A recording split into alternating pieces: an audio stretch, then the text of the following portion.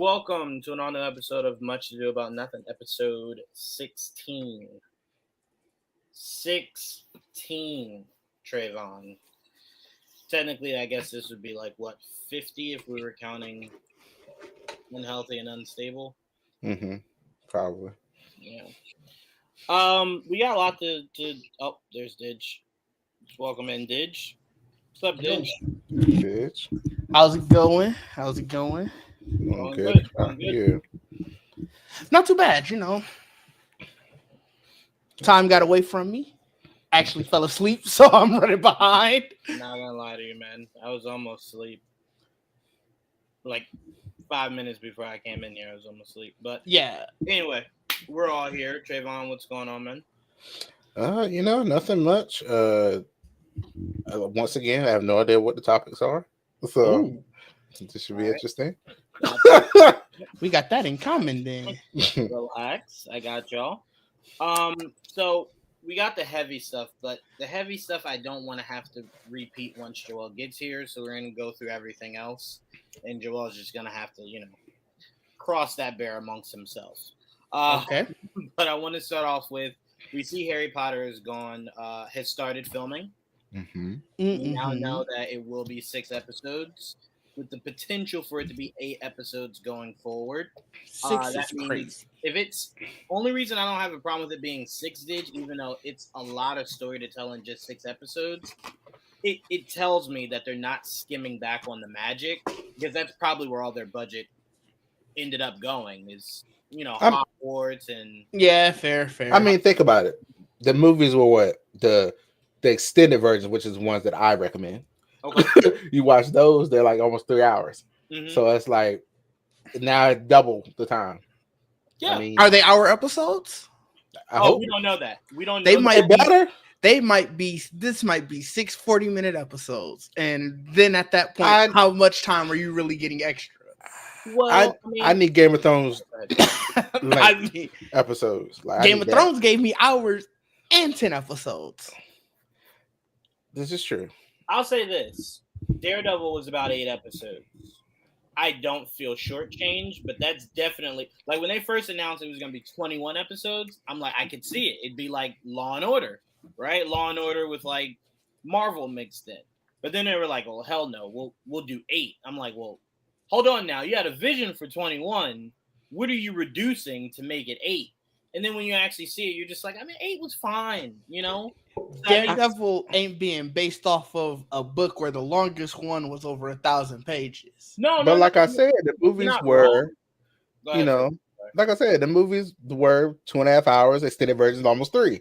Yeah, and they still work. Put a lot of stuff out in every movie. I know, but they would give them 3 more hours to do it. Like, maybe if we get an hour episode. Look, this is how I look at it. This is on This is on Max. This is not on Netflix or Disney Plus, rather, because they try to build in time for commercial breaks.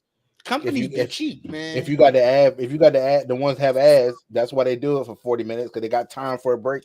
Yeah, for commercials. Max does not do that. Companies be cheap though. I'll say this. I'll say this. I'm imagining the conversation was, hey, can we get 10? Then it was, can we get 8? Then it was, I see what y'all number is. We're going to reduce that down to 6. Y'all going to have to make 6 work. But if the report that's saying it might be 8 is true, it leads you to believe they're telling HBO, hey, for some of these stories, we might need more time to flesh it out. So they must feel as though they can get what they need to get done in 6. Isn't that what I thought? That's what I read. That they said it was going to be 6 for the first 2 seasons or something. Right, and then 8. Yeah, no, you're absolutely right. Yeah. I'm just saying. So the first 2 seasons being 6 is fine. I think those books are like 250 each or something like that. They weren't. But when you start getting to the Goblet of Fire and beyond, the Goblet of Fire I think was, I have it up actually. Let me go look. The Goblet of Fire was 636 pages. Let's not skip over the best one now. But the Prisoner of Azkaban was also like 300 pages, so it's like whatever. You can probably do that in 6 pages too, or 6 pages, 6 episodes. But again, Oh, sorry. Go ahead. No, I was gonna say, if you want more episodes, the best way to get them, again, depending on what that writer room is doing and what they've been coached into doing, the best way to get that from 6 to maybe 8 or 10 is that we, again, if it's good, we have to really support these first 2 seasons to give them enough confidence to say, I'll shell out more money for eight episodes or 10 episodes or 12 episodes. So That's for fair. me, This is like, I'm more so speaking for the people who are already bought in and watching. I still don't know for sure if I'm going to be watching. oh no, and look, that's totally fair. For me, it's more so I just would like to see how they're trying to pull in a new audience. Because for me, I kind of approach these Harry Potter movies the way I approach the Last of Us show. I know it's going to be different. Mm-hmm. I'm okay knowing that certain things might not be there as long as the best things or the most important things are being actualized. To me, I think I can accept that. So 6 sounds crazy compared to what you and Trayvon are saying, but the best thing I could think is if they're able, we know that they take the books and they break it down to adapt it for television. So I'm assuming when they do that, they know exactly the points they need to hit. And as long as it feels like Harry Potter at the end of the day, I think me personally, I could be cool with it. But the biggest thing I wanted to say was, Trayvon, if you at any point see the photos of them starting filming, if you wanted to bring them up. That's all I was looking for, a good one. That's all I was I looking figured for. you were. So Yeah. did Because only 2 of them, right? They only give us 2, right? Yeah, Hagrid and Harry, right? That was that's it. what I saw. Yeah. Felt like I saw someone else, but I could be wrong. I could be tripping. Did the thing while Trayvon looks it up, the thing that has me most excited, and I'm putting too much excitement into this because I don't even know if it's a real thing, but they did come out and say, "He who shall not be named." I did see that. Yeah. Already, right? Mm-hmm. They do not want to reveal them, which leads me to believe that if they don't want to reveal them, it's a big name. Because if it wasn't a big name, wouldn't matter, right? It wouldn't matter if you told us who it was. It would just be like, okay, you're already telling us the characters in it. We don't care if we don't know the actor. So if you're hiding it, Yes and no. I do on one level agree with that, but on the second level, he's so not in the first book. Like the man is, and granted, I don't even care. I guess we could call it a spoiler, but this series has been out for 20 years. They already did a film adaptation. The man is inside a turban essentially for his first appearance. So it's like I'm not, even if it isn't a big name, it would be kind of cool to just only find that out when you see him unwrap the turban, and it's like, yo. I mean, you technically don't need to find out until really. I mean, Goblet of Fire. Yeah, I was gonna say really, technically the 4th season. Yeah. Well, I don't think we're saying 2 separate things. I think we're saying the same thing. I'm saying if you're telling us that he's in it, you've already spoiled it. To me, I guess technically, though, you're still in it. He's still, because granted, I think they changed the actor by the time the 4th movie came out. I think whoever played Voldemort in the first one was still listed in the credits as Voldemort. Maybe it said he who should not be named, but I think they were still like, you're still technically, I guess, in the story. Mm-hmm. I'd hate that you kind of wasted a big name on just that. Like, that's fair. But if the rumors are true of who this big name is, I didn't even see that who it was. Well, people are theorizing it could be Cillian Murphy. Oh. So I'm like, that'd be massive. And to me, I could understand exactly why you would want to hide that he is Voldemort, not the idea that Voldemort is being used. Because we all know, if you know Harry Potter, if you don't know Harry Potter, hiding it means nothing because you have no idea who Voldemort is. If you know Harry Potter, it also doesn't make sense to hide it because he is the long game. So, albeit we know he'll be in it at some point, to me, to even speak on this is to, I guess, let people know he's in it. We just don't want to tell you who is playing him. Yeah. Which I then respect that. But to me, then the surprise has to be it's a big name. Because if it's not, you could have told us nothing. And like you said, If he's in the rap, it would have really made us no difference. Right. No, goodness gracious, that was good. That'll be funny. That'll be funny. But yeah, here's the image has been up since y'all been talking, but here's the first images of Dominic McLaughlin as Harry Potter and Nick Frost as Rubeus Hagrid. So they look cool. I mean, it's it's different. It's gonna be jarring at first because I know these. He looked too close to the movie Hagrid because at first glance I was like, damn, this is a good cosplay. Listen. I first thing I said to Joel was, "This is the Temu version, though." See, no, we can't do that to him. Yeah, don't do that. Like, see, I said, don't do that. The younger Harry, like he doesn't give me vibes of Daniel Radcliffe when he was not. So no. I would never come at the kid. I meant Hagrid. He looked too much. He looked too much like him. Like that's what I'm saying. He looks like the lesser. Like don't do that. See, look, no, I would never come after a kid. No, I would never come after. I'm gonna have the hardest time with this because I have watched these movies front and back for so long. It's gonna be tough. Just seeing this done again, it's just gonna be weird for me. It just I don't know. I think that's I get what you mean, and I think that's why I'm like, I don't know if I'm gonna watch it because I really like. It's cool that they're going to be more faithful to the books, but I'm also just like, I did this twice now. I read every book, I watched every movie. Do I really care to see it a third time? And I'm just like, I don't know. I'm gonna watch it, but I know I have to really push down me comparing. I know that's what I'm going to do. I get you. Automatically, I'm going to do it. And I'm like, God, don't do that. Don't do it. Let them have it. I mean, to me, if it's good, that's really all I'm going to judge about. Yeah, that's true. And if it's not, at least I can just go back to the old movies. I don't have to watch it. Like I don't have to watch it week to week. I'll let y'all come on here. Y'all do y'all thing. I've got to watch it. I'll just go back to the old movies. Oh, if you don't, that's fair. I got to watch it. To me, that's always my mindset. Like if they readapt something and you're like, oh, I hate it so much, you don't have to keep watching. You can just stop right there and then just go back to what came before and just watch that. You don't have to hate watch something. You know what I'm saying? Or force yourself to suffer through it if you're just really not enjoying it. For me, that's why I feel like for Last of Us, I don't put that much pressure on it. For this, I don't put that much pressure on it. Is that I could just go back to what came before it and just enjoy that.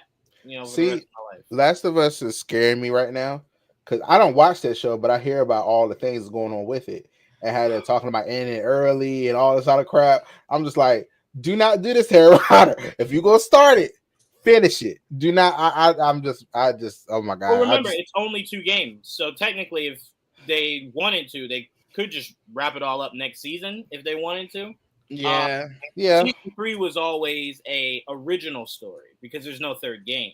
Okay. So the way that they did season 2, now it's like, okay, cool. It's the second half of the game. Right. Right. To which if let's say there's 8 episodes, 4 of them can be showing Abby's point of view. The other 4 could be ending the game. The wrap up. Yeah. Right. So, and look, I look at it like this, Trayvon.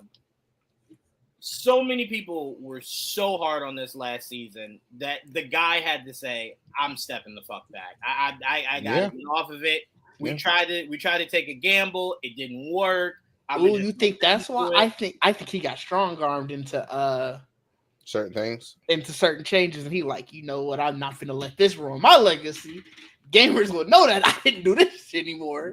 I mean, very, very possible. I could see it either way for sure. But for me, it's just like if it's not working, just it was only 2 games. Just wrap it up here. No harm. But there's harm. This season 2 was rough. See, no, it was. But if you ever went through, if they, they did already. I was gonna say like a reimagining of the second game, even though I think they said they're doing something else creative with the first 2 games or something. They did like a chronological mode. Yes, that's what it was. Sorry, that's what it was. Nothing will change if you ever went back and played that second game. Oh yeah, for sure. Give you fond memories of what it should have been. And it doesn't ruin the memory of that. It's just like, bro, this is what y'all decided to do. I mean, to me, I could address it better once I see the full picture.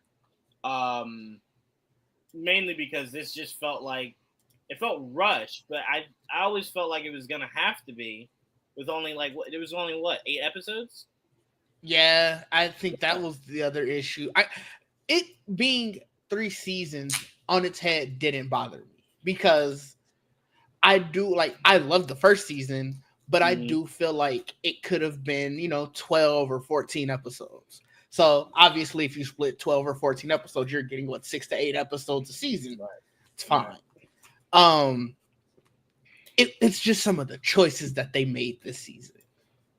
And it feels like the way that, especially now after seeing the season as a whole, and the way that they sort of tried to have things happen out of order, it feels like they made choices and then halfway through it was like, yeah, maybe this wasn't a good choice. Let's shoehorn something back in. Like the whole Tommy situation, like them skipping out on him going and search for Abby first just to come back.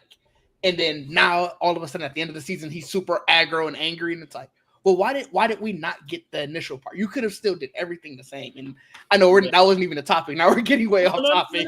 No. It's still Max. We're talking about Max. Yeah.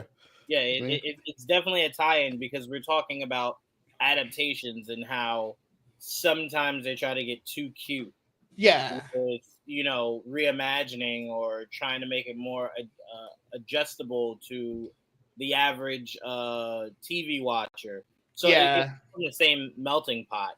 And again, none of us believe that this Harry Potter show will necessarily be bad, nor do we want it to be. Right. It's just realistically, sometimes when you're trying to do things, it's like, I don't know if that's enough, or I don't know if you're giving yourself enough, or maybe this is, maybe you should have just did a movie. Instead of this. I do like that it's a series. That is one thing I do like that they did, is that to make it a series, because I just wish it was 10 episodes.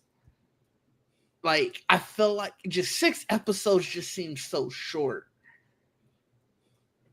I mean, that's fair. I mean, unless they're an hour.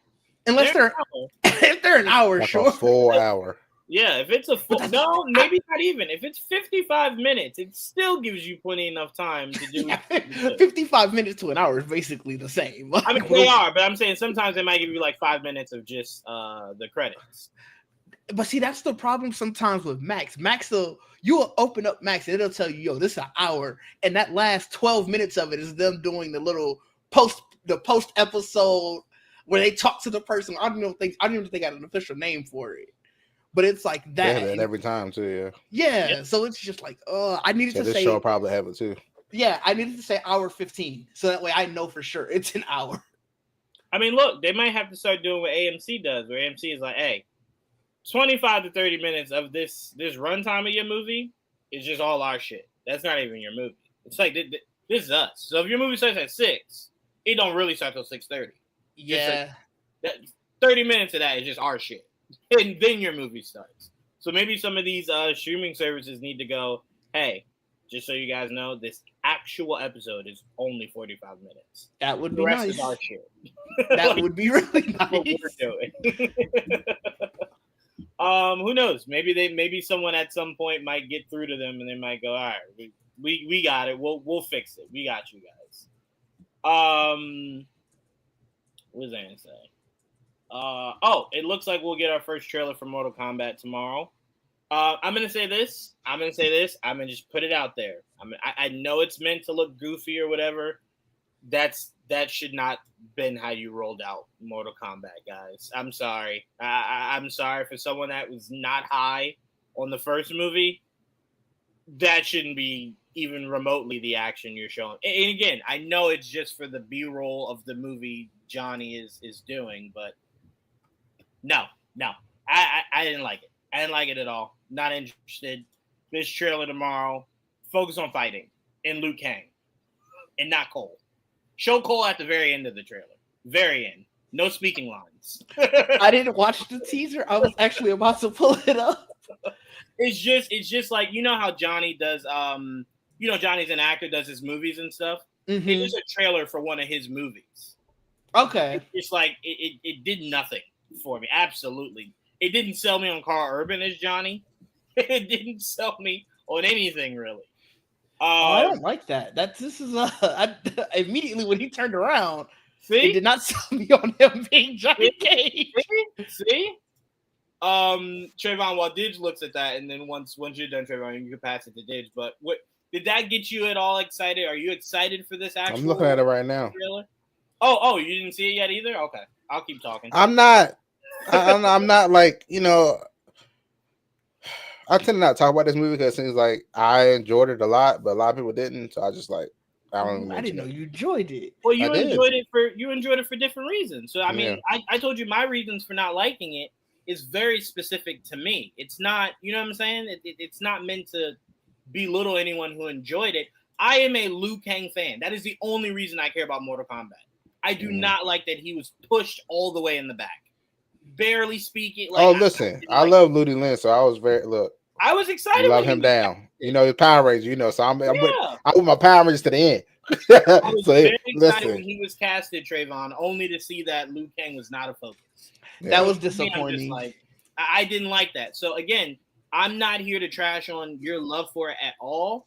But if they want to bring me back, focus a little bit more on Liu Kang, make the fighting better, and stop shoving Cole. It's not working. I was gonna say, was your love for Cole? Was that the reason why you loved it? I like him, not Ludi Lin. Seeing Mekhi Brooks. I enjoyed all those people. I was happy to see them. They could have kept Cole out. They could have. Look, the guy literally said he wrote that character for him. So it's like, I'm happy for him. I was happy for him. I was like, good for you. Wait, you know what, Trayvon? You know what I'll do? I'll break even with you. He could have still played Cole, just not as the focus of the movie. Yeah, he could have been a side character. See, this why I know people not gonna like this next one because y'all see where he's going. 100%. You see what's happening. No, but here's the thing: if you want to make him Scorpion, if that's where they're going, I can accept that. At least now you're Scorpion. I just don't need you to be the focus. Give me who should be the focus of this story, and I'll be fine. Cole can be whoever. I do agree. That being said, this was a lot of fun. I know you said y'all were like, all right, man. Oh, this teaser trailer, this was fun. I enjoyed it. Okay. I enjoyed it too. This had nothing to get me excited for the movie, but just it on its own, it was fun. A little goofy, like I expected him to be. Yeah, it felt cheesy 80s. Again, it had nothing to get me excited for the movie. But it was fun just to watch. Okay, so it at least did its job to where you didn't dislike it. Yeah. Right. Good. But yeah, so wait, Trayvon, have you played much more? I know you've played it, but have you played numerous games of Mortal Kombat? No, I ain't played that game in years. Oh. Have you played the story? Because a lot of people play it. Oh, that's fair. Yeah. Have you played the story? Okay. That makes sense. Okay. That's why you look at Liu Kang and you're just like, I don't care. It's like, that's what I'm saying. See, that's why you got to ask that part. Because I know a lot of people who they'll play it with friends or whatever, and their friend may have unlocked all the characters, so they never played the story to have to get everybody. Right. It's just a fighting game to me. Yep. To me, it was the equivalent of you make a Justice League movie and you're so excited for Batman, Superman, Green Lantern, Martian Manhunter, and Plastic Man's the focus, and you're just like, well, I mean, no. No, man. I understand why people are like that. Y'all are about the character. You know how I am. I'm about the actors. So it's the character. So I'm about the I don't even know who played Cole. Who played Cole? I don't even remember who played Louis Tan. Yeah, Louis Tan. Louis Tan. Louis Tan is great. Love him. To me, it's just like Liu Kang. This was not the time to get that drastically cute with this franchise, right? Where you're trying to make this franchise work again. I didn't think that was the way to go. I thought if you maybe put Cole in the game and we spent like a couple of years playing as Cole, you could maybe build up a fandom of Cole and then do something like that. But to just start us off, brand new character focus. The fuck is Cole? Like, why do I care? Yeah. Watching the movie didn't make me care any more about Cole. I'm just like, I'm still asking why the fuck am I caring?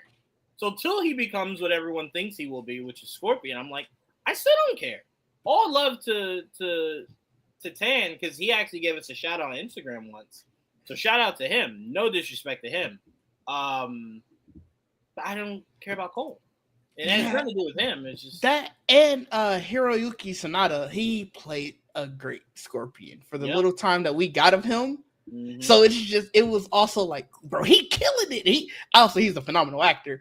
And I'm just like, oh, we throwing him away for Cole? Like, that's what we do. Like, so it was that. Well, I mean, look, Didge, they have an opportunity because I will say this to back Trayvon. Louis Tan is a really good actor and a good action actor. So he could easily be a badass Scorpion. I just need it to be, if that's where they're going, get me there faster. Much faster. Because the Cole thing, not working. I remember when he was like a villain in Iron Fist, right? I think it was a villain in the Iron Fist show. Everybody was like, oh, he should be in the thing. I was like, see, you don't got to do all that. He should have been what? People were like, he should have been Iron Fist and stuff like that. And I was like, I don't know why people keep trying to make Danny Rand Asian. I will never understand where their confusion is with that character, but God bless him. You know, I guess. I don't know. I've heard that. That might be one of the first times I saw him. I was like, oh, who's this? Oh, yeah. It was the first time I saw him, yeah. Yeah, so I hope I'm blown away by this trailer. I really do, but as of now, I've just, even when they were talking about people that saw it, Didge, they were like, this is the best thing I've seen since Endgame. I'm like, already I don't believe it. Sorry. Yeah, that already sounds like a lie. Wait, who said that? About what? They were doing like, not press screenings, but you know how like they sometimes show it to people just to get their thoughts. So if they need to make any changes or cuts. Apparently they were saying that was the conversation. It was the best thing ever. It was so bloody. It was so good.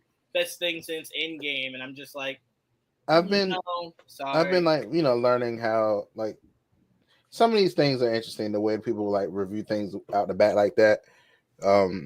They always imply, hey, give us a good review. We'll invite you back again. Sometimes I wonder if it's that. Stuff like that. I can tell you, as someone that actually went to one of these for the what was that? It was Nicholas Hoult and Nicolas Cage. It was like he played the vampire movie. Yeah. So I forgot what it's called, but I had a lot of fun with that movie. I personally know the director, so he invited me and Joel to see like the kind of like a closed door screening at like their studio in New York. And you see a bunch of Renfield. Thank you. You see a lot of press in there, and it was kind of one of those like, did you enjoy yourself? And it was kind of just like, say yes. It was like we weren't there as necessarily press. We were there as like a personal invite. So right, like we did enjoy it, but we wasn't about to say it was the best vampire I've ever seen in my life. Like, you were supposed to say it was better than Vampire in Brooklyn. You were supposed to. Never saw that. It was better than all that. But no, sorry. It's hard to get us to lie. Wait, what did you say, Trayvon? I didn't even hear you. I said it to trigger Didge for real. But I really haven't seen it. I'm trying to trigger Didge. It's such a shame. That's such a good movie. Well, objectively, we could be honest. Eddie, my man, it's okay. Oh no. You will not get me to say one bad word about Vampire in Brooklyn. I swear by that movie.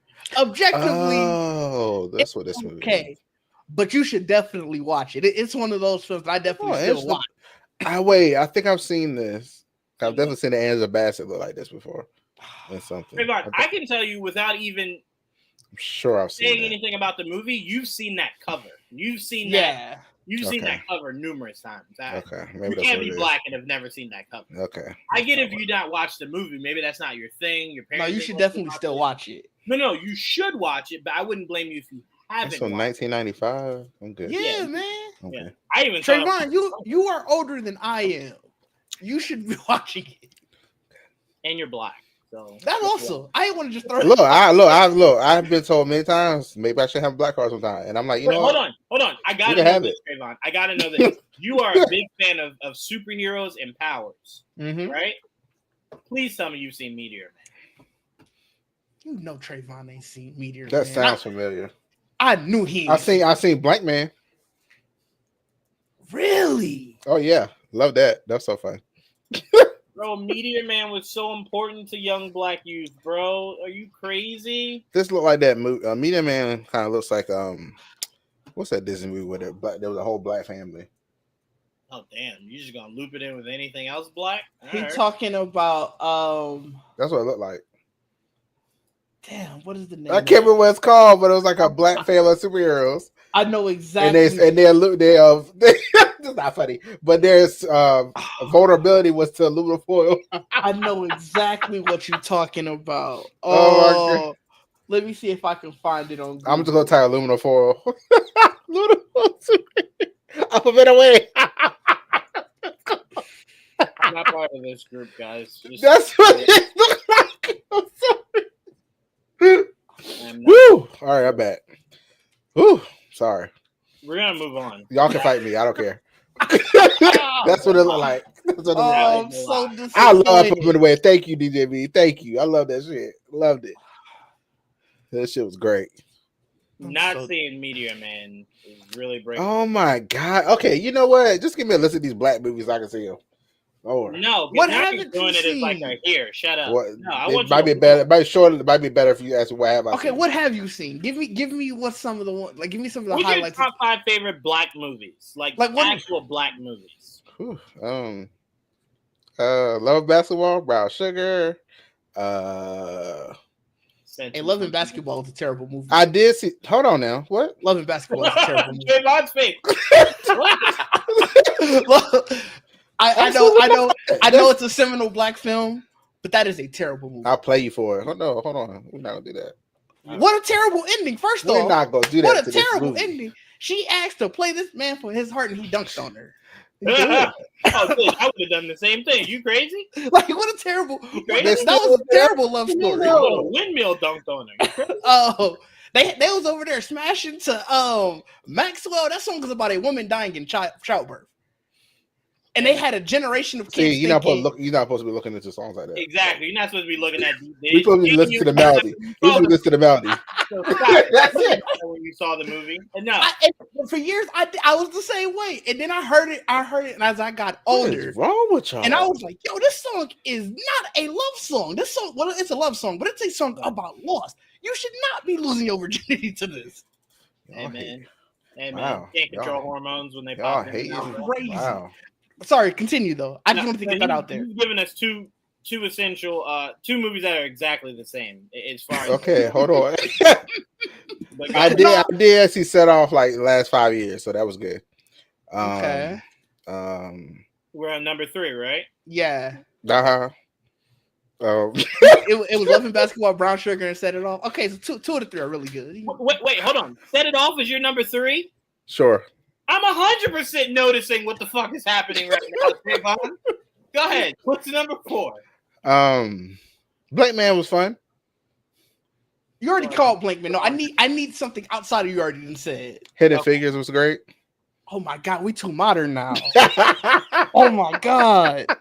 Hidden Figures isn't even one of those gatekeeping movies. That's not. I love. Listen, don't do that. You should watch it to know. When we said black movies, the blackening was so great. We meant 80s and 90s, and you know that, Trayvon. Dude, you know what disappoints me about Trayvon?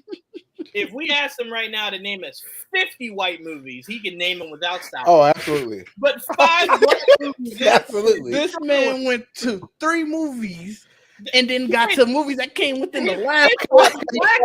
No, see, Boys in the Hood, absolutely not. But Friday, I could do all of them. That's the number 5 right there. All the Fridays. Boom, there you go. We're done. Beauty shop. Oh my God, beauty shop. Okay, so I'm not even barbershop. Beauty shop first. I'm gonna just say first. Sorry. I'm gonna just say this now. Beauty shop first. Brown Sugar, Love and Basketball, Beauty Shop, right, and Set It Off. Is there any particular reason why they're all female leads? He said beauty shop over barbershop. I did. I mean, it did. Except for the one with Nikki in it, and that we'll go there. But you know. Oh my God! I didn't know she was in a barbershop. That might have been when they went to straight to DVD. Hell no! That ain't one of ours. No, don't throw Samuel. Let's go. Let's go, DJ. Yes, a classic. Yes, right. A classic trash. I love that fucking movie. Oh, that movie also sucked. Damn. Hold on, Didge. You'll love this. You'll love this. Save the Last Dance was so bad. Dance Flick is what I put in its place. Hilarious. Dance Flick is what I'll take as a black movie. You could have just Stomp the Yard, Drumline. Like you could. I see. I want to say Drumline because I know if y'all make fun of that.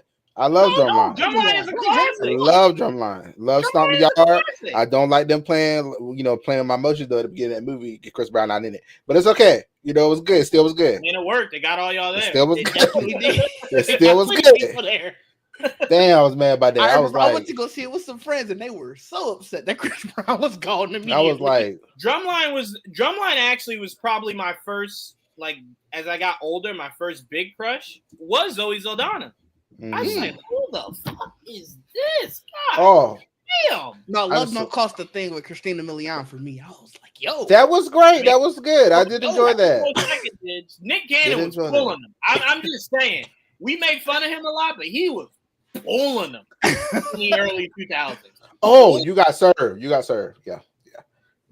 First of all of these are still way too modern, Trayvon, by the way. Crazy. No 90s black movies. Just name some and I'll tell you if I seen them or not. Name not one. People know him. He's just gonna go through life not knowing him. At this point, I'm in movies used to watch all the time. I'm just gonna be disappointed.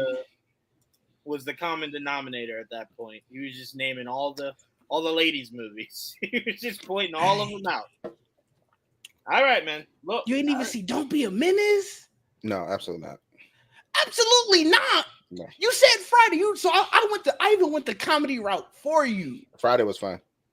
Don't Be a Menace was funny. I might put it. That's gonna be a tough question. I can't say if I put it funny. That ain't tough. To me, that's not even close to being tough. Don't Be a Menace was way funnier than Friday. Yeah, Friday had a lot more drama. You're right. Yeah, that's way more. The comedy? Do we have a problem? Bruh. Again, Harlem Nights, like DJ V. Harlem Nights? No. Poetic Justice? No, heard of it, but no. Juice? No. Oh my God. What were you watching? Disney Channel. I don't know. Oh. I was watching Disney Channel. I had time for both. Let me ask you this. Are we wrong? Should we have not consumed this much black content? No, I 100% think Trayvon is wrong. Now, never mind, I'm not going to say this because nobody else about to attack me. No, go ahead. It's somebody used to categorize some of these movies in. And I gotta say it. It can't get any worse. I mean, we already here. Some of these were just gangster movies, and I wasn't for it. So no movie we named was a gangster movie. Yeah, I didn't even name like New Jack City. Like I could, if I'd have said that, I'd have been like, okay. Let me look up this movie because I could have swore this was one of them. What? Don't Be a Menace? No. Juice. That's not a gangster movie. It's not. Nah. Wait. Hold on. Stop. What do you consider a gangster movie? I'm not getting into that. Let's get into something else. Because the way he pulled up that cup. Hold on 1 second. That was not meant to tie you up at all. I'm asking because a gangster movie to me is a Bronx Tale, Godfather, Goodfellas. That's were they selling drugs and shooting each other in that movie? And good. No. In Juice. In Juice? Uh-huh. No, Juice was more so of like a story of betrayal, really. Yeah.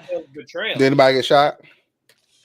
That's all it takes to make a gangster movie? I'm just asking. Did anybody get shot? Set it off is way more. I just said I haven't seen it I just seen it in the last 5 years. I told you that. I just saw it last 5 years. Oh, Trayvon, niggas got shot in the Winter Soldier. That does not define a gangster. No. See, that's superheroes. No. Don't do that. So wait, so if there's no powers and guns are shot, it's a gangster movie. Sounds right. Oh my God. All right, that's probably the. Look, I haven't seen The Godfather and all that stuff either, so it's like it's a balance. You didn't even say life, like life comedy. Yeah, Godfather is not a must see for black people. To me, I think it's a must see for movie. Hold on, let me see. That is a pure comedy. You gonna eat your cornbread? They went in jail, right? Yes. I'm good. Thanks, though. Players Club, like you could absolutely seen that. Yes, I've seen that. Of course you did. Everybody, just a room, please. Yeah, I see that movie. Did you see Malcolm X? No. Oh my god. Did. I watched the Sister Part 5 thing on Netflix. Does that count? What's your favorite line from Malcolm X? I have seen Dad Daycare. Favorite line from Malcolm X is crazy. Yeah. I'm not a movie line quote. I definitely have a favorite line. My favorite line is when he got ambushed on the stairs and he said, "It's all right, y'all. That brother's starving." Oh yeah, that is a great line. I'll give you that. I love that scene, bro. He's just starving. Hey. I have seen Dad Daycare, yes. Daycare in a black. Get DJV out. What'd you say? Thank God, Joel. Don't do that. We needed at least 3 black people on this panel. Fuck you.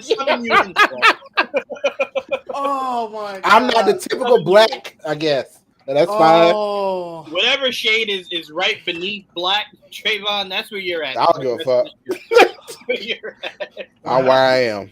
A lot happened, Joel. Goodness. How are you? They can't watch all the gangster movies. Black movie. They can't watch all the gangster shooting movies. Tyler Perry, I don't know it. It was just like, Lord. We named 4 different. Then he had the nerve to tell me Loving Basketball was a great movie. It was. That movie. Boom. Oh my God, Joel, you were part of it too. Oh. Well, wait, Didge, I'm gonna say this. This might be older Joel talking. Because 10 years ago, he wouldn't have said this shit. I don't know what Joel today is on. I don't know what he's on. We ain't never talked about no damn Loving Basketball. Loving Basketball was terrible. I ain't gonna now look. If this was 2 years ago, I would have agreed. I watched Loving Basketball within the 2 years. This shit is terrible. Wait, hold on. Last thing before we move on now that we got Joel here. The fact that Trayvon said with all of his heart he's seen Daddy Daycare, but life was something he couldn't comprehend, I just don't know what to do with him as a human. Not even as a black man, as a human.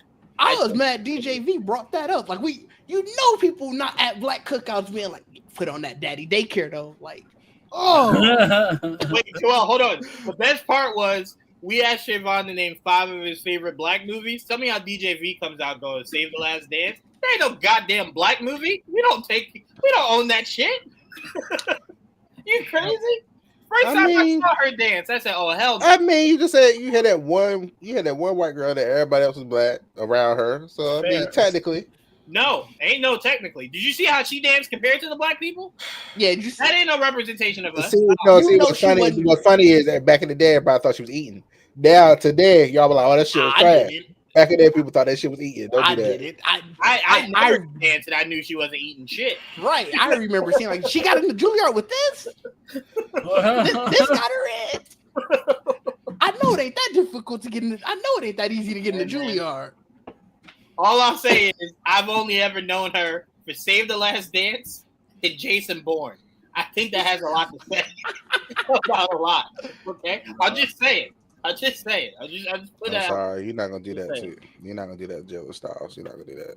The fact that you know her name, but you can't name 5 black movies. That's my girl. That's my girl. I don't give a fuck. I love her. I didn't know she was in any of those. I didn't know her from any. I love her from 10 Things I Hate About You. That's what I love her from. I know 10 Things I Hate. That's what I love her from. Hold on. That's my girl. Give me a second, Trayvon. Give me 1 second. What? How do you know White so intimately? Like what? They make good movies. I don't know shit. What you want me to do about it? You gonna fight me? I don't want to. I enjoy them. I don't want to. Like 5%. Like 5%. Like just swing at the camera. Like it ain't gonna do nothing. I almost started punching the screen. I ain't even trying to. Like 5% was just like it just swing. It'll work. Oh my God. Yeah, 1A, Mike. 1A.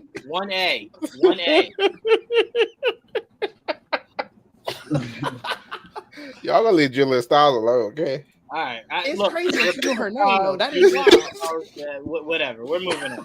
You just, I can't take it. We got here from Mortal Kombat, which is the craziest. That's how we get here. Tell me that they always want to get to what movies I've seen, which ones I haven't. Yes, we got there from Mortal Kombat because we were saying, did he play Mortal Kombat? I don't know how we got here from did you play Mortal Kombat? Did you play the story of Mortal Kombat? I don't know what the connection was from there, but somehow we got to black films, and I don't know what happened. I don't know. That don't shock me. You know what, Joel? It has been about 5 years since I've known this man, and he still can say things that I just feel. Every day, every single day, he says at least one blasphemous thing. It's insane. Oh man, insane. What a time! Especially for somebody so pro-black, for his instinct to be so white, it's crazy. Crazy.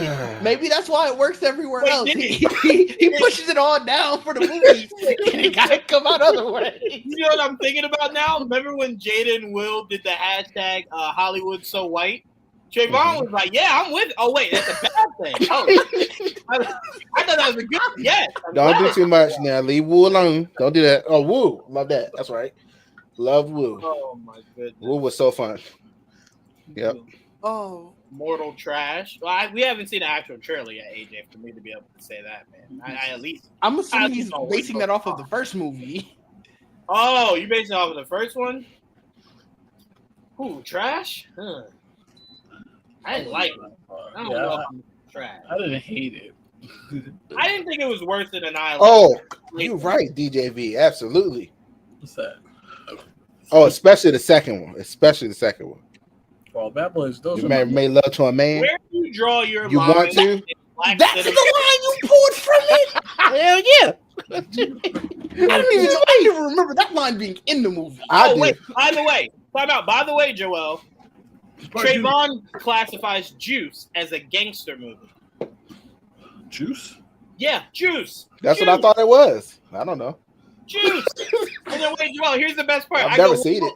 I go, well, what makes it a gangster movie? You know what his answer was? Did they Somebody have got shot? Somebody get shot? That's not it. Yeah. I said they're selling drugs and did somebody get shot. And wait, hold on. Now, mind you, he was asking us questions. So see how racist his questioning was? I don't like when black people movies like that where that's all they portrayed as. I hate that. So I avoid those movies. Sorry. What was I asked you about? Don't be a menace. You just immediately. That. Isn't there more to that name of that? Don't be a menace while drinking. Don't be a menace to society without drinking the juice in the hood. It's an old great. You hear the whole title? Yeah, don't be a menace to South Central while drinking your juice in the hood. So no. What? Because it has the word hood in it. We're moving on. That was a comedy. There's actual dick sucking in this movie. It is for cheeseburgers. Yeah, it's for cheeseburgers. All right, okay. Well, we'll move on because at this point, nothing can bring you into black cinema. We'll move on. By the way, Joel, his fifth favorite black movie was The Blackening. By the way, I just want to throw that in. The Blackening was great. First off, it's the first movie I just thought of it. Okay, that movie was great. No, he thought of a word black, and it's 100%. You were right. Yeah, I did, but the movie was great. Did anybody have Roscoe Jenkins on it? Oh, I forgot about that. Beauty Shop in there. I like. Yeah, Beauty Shop was great. Don't do that. I like Barbershop. I like that too, but Beauty Shop was boring. Seriously, Mike. It's so insane. He don't like black people, Mike. No, he doesn't like black people in film. We got to make sure we put that in film. Everywhere else, they're good. That's not true. Everywhere else, they're good. Don't do that. Trayvon doesn't like Denzel. I like him in me. Anyway, just playing. Anyway,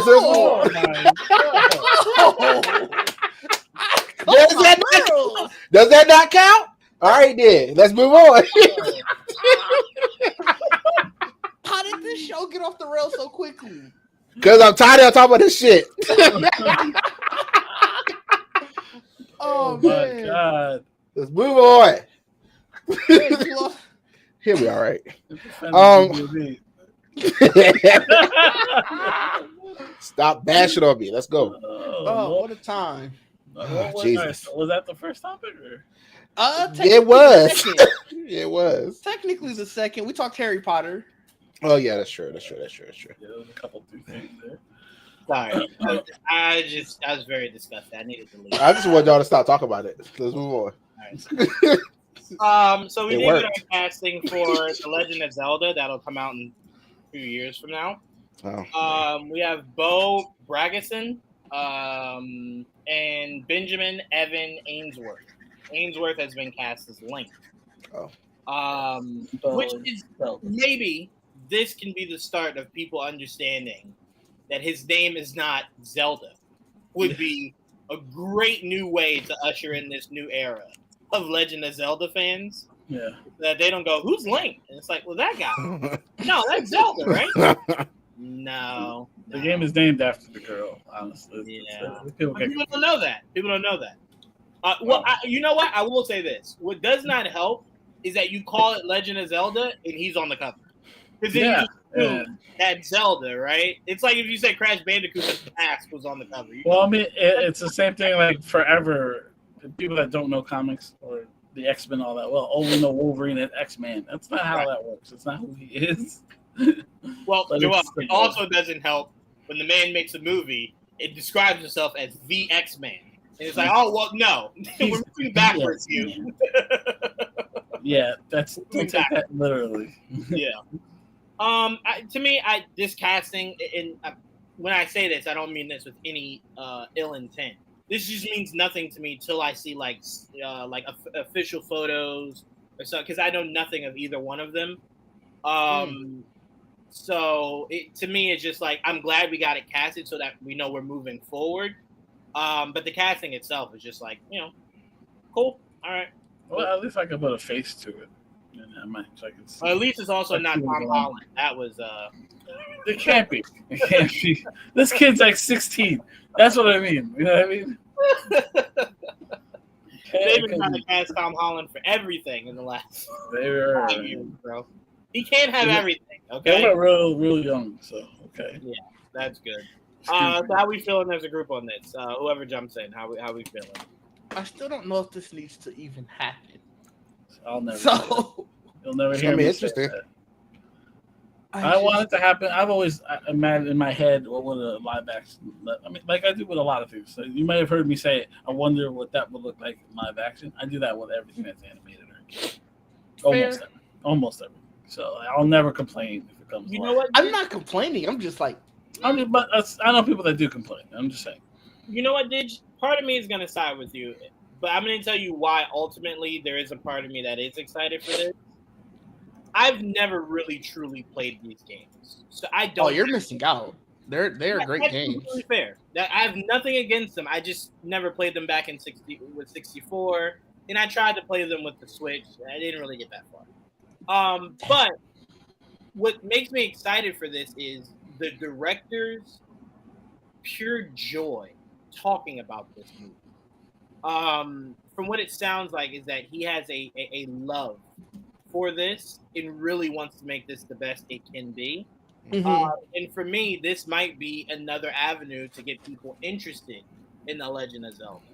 And the way I hear people talk about Ocarina of Time and stuff like that, it should be something that is constantly through different avenues to keep the legacy of Legend of Zelda very alive and thriving. So if this can bring in a new audience, I'm all for it. Any way to bring in new and more audiences, I'm always game for. Yeah. I just hope they don't try to base it off of like a specific game. So therefore, no one can complain that. I was just gonna say you didn't do what the game did or whatever. What is try to make someone of an original story. I'm sorry. Go ahead. What color tunic is he wearing? Stuff like that. It's little things. Yeah, I guess. So when I say I don't know if this should happen, I don't necessarily mean that I didn't want it to happen. I just, outside of general interest, because I like the property of Legend of Zelda, I'm just like, I wasn't like jumping for joy when I heard that this was coming. And like, so this casting, it didn't do too much for me. The one thing it did for me was let me know that, oh, okay, this is actually still happening. Because it sounded like it was put on like indefinite hiatus for a while. Like it sounded like it was more rumor than fact. And so seeing that, oh, okay, this is really happening, as we get more, I'm sure my excitement will ramp up. But just because all we really had to go off of was, hey, there's going to be a Legend of Zelda live action, all I had really was, do we need to, though? Fair. I mean, that's fair. That's fair. I just, I loved the Legend of Zelda stuff. I like the original Legend of Zelda. I had Legend of Zelda 2, Link's Awakening. There was Link to the Past for Super Nintendo, Ocarina of Time, and obviously the new Switch ones have been really good. So it's like, they have to guess it. Why would they recast it when they're old? It'll take 5 years in between. They'll grow up. I mean, yeah, they're gonna look different in a couple of years. To be fair, I don't know. I'm excited just to see it come to light. I'm just the thought of the Master Sword and the shield and like, well, is it Ganon or Ganondorf? That's what I mean. The story does matter because like obviously the newer versions have a different story compared to the original ones. It's almost like a reboot. So I don't know. I'm very curious. So maybe it's a mix of all of it because the classic look. You have to use the classic look, right? If you're gonna do this, with the green tunic and the cap and shit like that. So I don't know. I'm very excited. I'm happy that's happening. So I will say this because I know exactly what the first official poster will be, and I know what I don't want it to be. The first official poster, I can almost guarantee you, is going to be a shot of his back, showing the sword coming out of his sheath with the shield on his back. That's going to be the first look. For people to go, okay, the shield looks great. No. I want to see that motherfucker's face.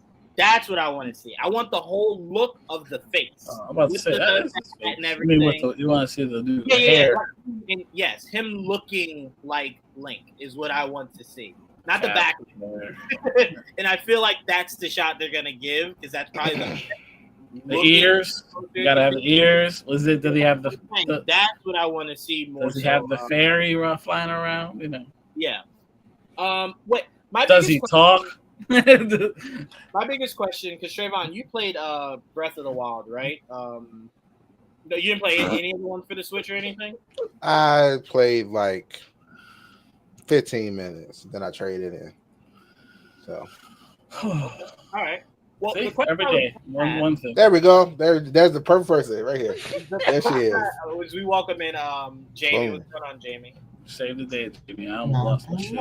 The question I was gonna ask you, that would have been the second time. Trayvon, I wanted to get you into the conversation. The question I was gonna ask you. No, I'm okay. All right, well, fuck it. Jamie. Trying to be a good host, but all right, fuck it. Jamie, we are obviously looking at our first two casts for Legend of Zelda movie. Yep. What is more important to you, getting the story right or the visuals? Because this has turned itself into one of the more beautiful games that's come out in a long time. So, like, I know sometimes, like, they'll put all of it into, like, some of the magic shit and, locations and whatnot. And it's like, it has to look stunning, like, visually stunning. It has the pop. What is the most important thing for you for this movie to succeed? Good question. I think for me, personally, I'm always a story person. So I would want them to really nail like the mythology of Zelda. Granted, that might be challenging because there's a lot of different timelines, a lot of different things going on. But to that point, I think the most important part of Zelda in general isn't necessarily the story. I guess it's more so the feeling of it. And even like, Miyamoto was, or Miyamoto-san, I should say, to be respectful. He was the one who made this announcement earlier today to reveal like the casting. And he's kind of one that, said like when I started to create Zelda, like I made a game that had a similar feeling to like when I was discovering caves and or exploring these like different kind of things. So it was kind of like built off of a feeling kind of thing. Now, does look kind of factor into that? I personally would say so as far as like how something feels, but I'm not sure where they're gonna go with it story wise, or if they're really gonna try and nail like the adventurous feeling of it. But me personally, story's important. Story's important. I can, looks fade, things change over time. You're like, oh, this looks good, like back in 2025, but now in like 2053, I'm like, I don't know. So, yeah. Yep. I always remember how I felt with the story. The looks, I'm like, I mean, especially because even the new Zelda looked like the old Zelda, because there's not much you can do with the Switch 1. Yeah. So I can't wait for the new Zelda on the Switch. Or the Switch 2, if we're being honest. Look at, they could at least make it look better than Switch 1 Zelda. So that's where I'm at. That's fair. See, I don't disagree with you, but I'm like, what does that mean? Like, is it hyper realistic? Like, what are we doing? Yeah. Well, yeah. I mean, it has to be different than like Wind Waker Link, which is basically a cartoon. You know what I mean? Yeah. So you got to like try to keep up with like maybe the way Final Fantasy VII now looks like, something like that. Interesting. That's what I would. I mean, that's where you go next. Something similar visually to that, but I would just keep it unique because it is Nintendo's Zelda. But yeah, it got a little more hyper realistic. That's all.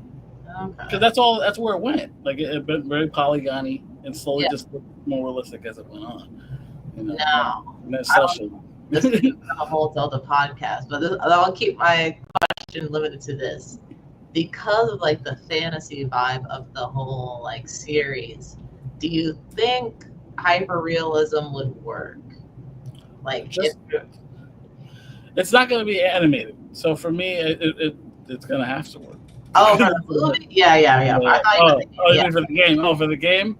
Yeah, I still think it could work. The Final Fantasy could work. Why not? Final Fantasy is like, at least Final Fantasy VII is like, feels more rustic, techy, like. Yeah, okay.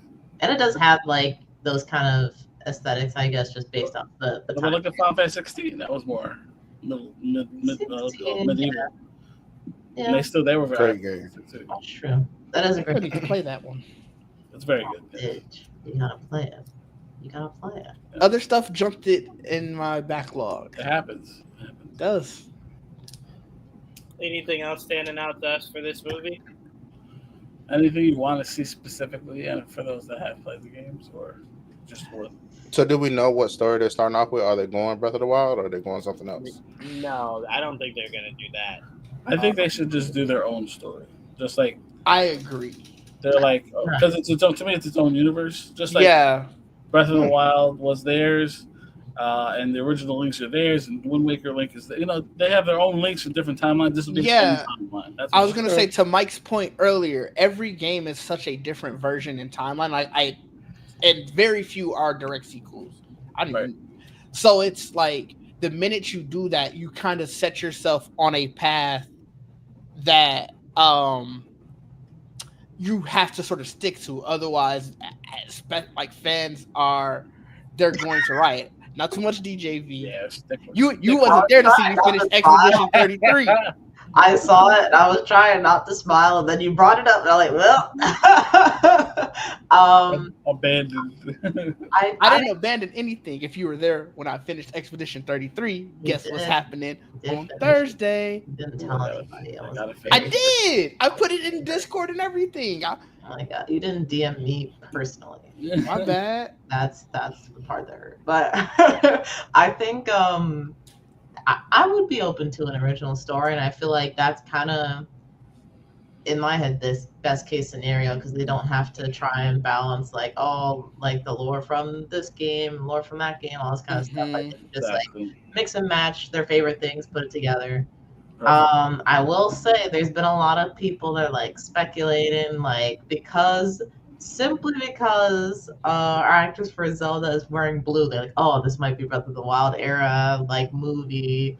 That's just a random picture. Yeah, I feel like it's a bit of a jump. I feel like it's a bit of a jump. Me personally, I'm like, if we went just based off of that, I'm like, could be Breath of the Wild, could also be Link's Awakening, because bro was wearing brownish. Like what? Yeah, for real. Link's playing Link. they're grasping at straws, but they are. Oh, absolutely are. Yeah, Create an original story and hit the aesthetics. I want to see the bombs. I want to see the boomerang, bow and arrow, the master sword, the master shields, his tunic, his hat. The fucking the epitaph. If they maybe need he to, goes Super Saiyan at the end and he becomes blonde. he could be blonde from the start. Wait. Hold on. That's a part of this? No. Stop. Okay. Do that to him. Stop to Jamie. You almost got me. Okay. I mean the Triforce. You can use the Triforce.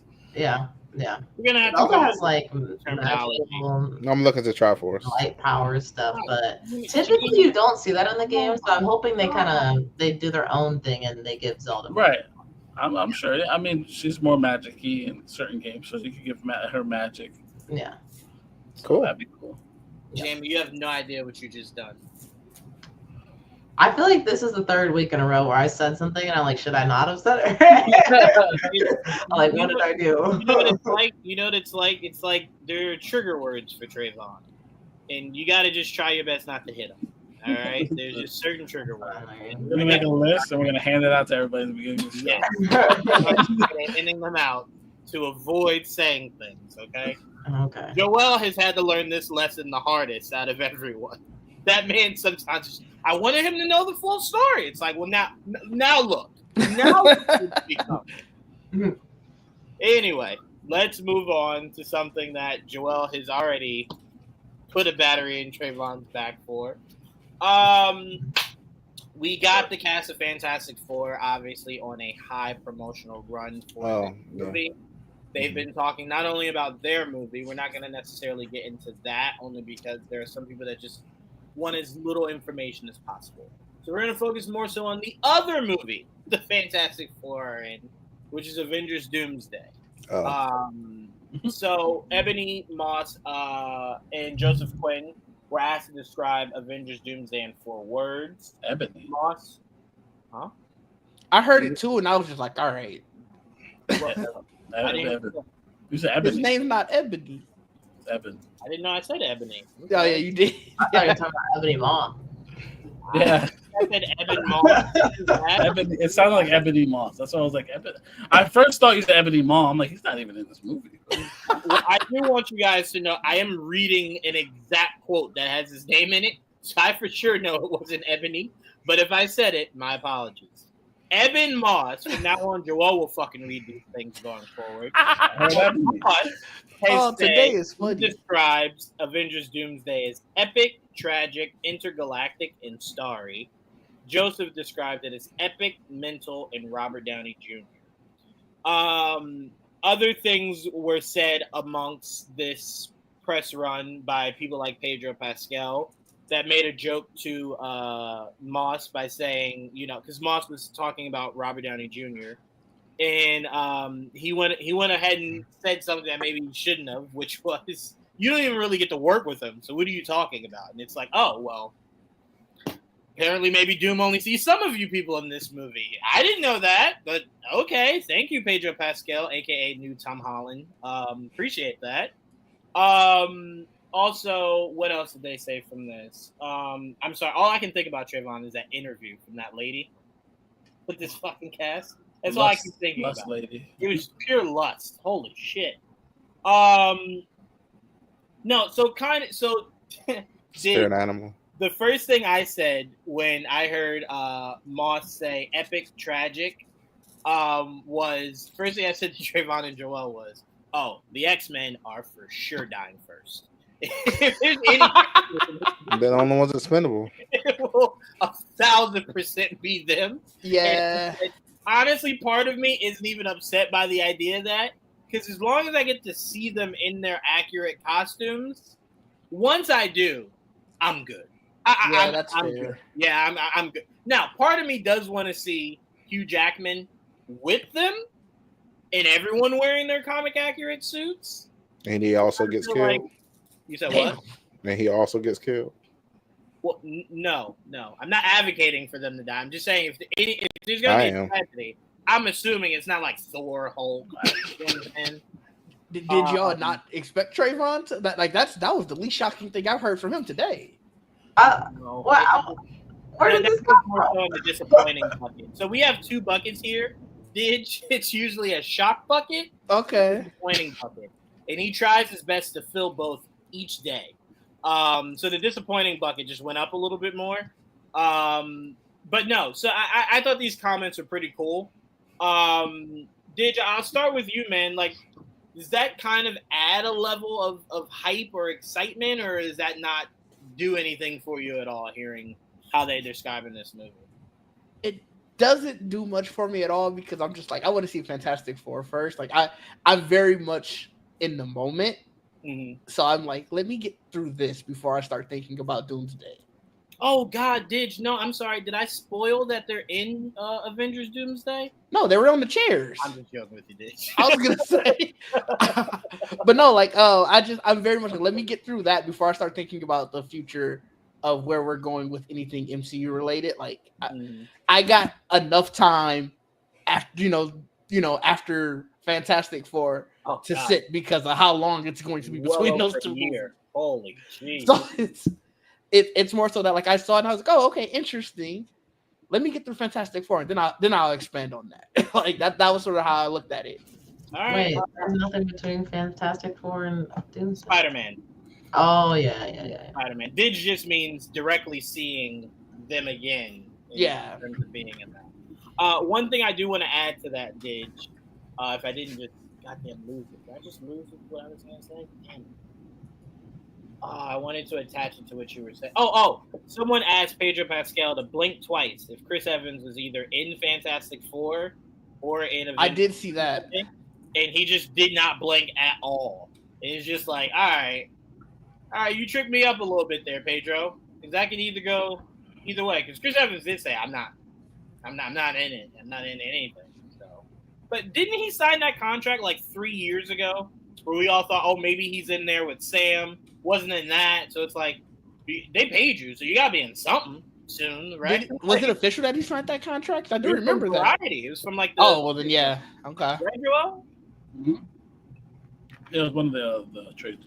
Yeah, it was one of the trades that said it. Because when we heard it, I think everyone immediately attached them to that. He was on the trades to come back for some project. They didn't say which. They didn't know which. And then he got also... There was another article saying that he was going to be Doomsday. Him and what's her name? Haley Atwell. Yep, them two. Okay. Even though they have not been officially casted, they've already been rumored but just by the trades themselves. Okay. And we can all see both of them happening. Yeah. It's just more so, and they keep telling us like, "Hey, there's more chairs to be had," and it's just like, we'll just roll out the red carpet for the rest of the cast. Yeah, don't do the full day chair thing. That was too much. Speaking of that, you saw the Mortal Kombat doing some kind of countdown tomorrow. Yeah. To me, the countdown leads to a trailer. If Marvel did that, I would have been fine. If it led to it led to chairs with nobody except Downey at the end. Yeah, and it wasn't even. And what made it worse with that was that we already knew that he was Doom. If that would have been how they announced the Doom, maybe it would have been a little bit better. But it's like, bro, we know you were Doom. What does this do for me? They should have had Scarlet Witch at the end. That's what they should have did. That would have been great. I think that would have only truly broken the internet for you. Yeah. I don't think that's true. 100% true. That wasn't doing that. Not just me. It would have been a lot of people. Y'all, come on, y'all. I don't mean literally. Y'all sound some Scarlet Witch haters right now. Let me get out of here. I don't think.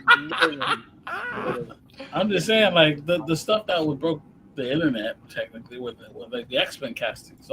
That shit could a lot of people off guard. I'm not gonna lie to you. I told you when this happened. The only one that shocked me, the only one that I literally could not fathom, because I thought the legal stuff was going on, was Namor. I thought we might not see Namor again. Well, Namor alone couldn't do it, but Namor, we already had him with Black Panther. Why wouldn't he be able to be anything else? No. Just like Hulk can be in anything. Because we heard nothing about like a recasting. I was shocked for Namor, not because of the legal issues, it was because I don't see where he fit. I was like, I don't know how he fits. But to me, M'Baku is shocking. I didn't expect M'Baku to be in it. I mean, at this point, he's like an honorary fucking Avenger. I mean, the Earth involves them, so I expect all of them to be. I just wasn't expecting. He head of Wakanda. You gotta bring him in. Yeah. Nightcrawler. That was another one. Because I'm like, the water is going to be interrupted somehow, and it's going to be like, all right, he's the only one that speaks up for the water, so it's like, Oh, I talk for the water. No, we don't have to. I want to get into this because I think this is very important. Moving us into Jamie, have you seen Superman yet? I have. Okay, perfect. I want us to focus on DC to close everything out, just because there's been so much. You said what? So we're going there now. Yeah, we're going to DC now because I just don't want to do more and then limit the DC conversation. Thank you, AJ. Thank you. I agree with you, Trayvon. Wow. Yeah, it should have been Wanda at the end of those.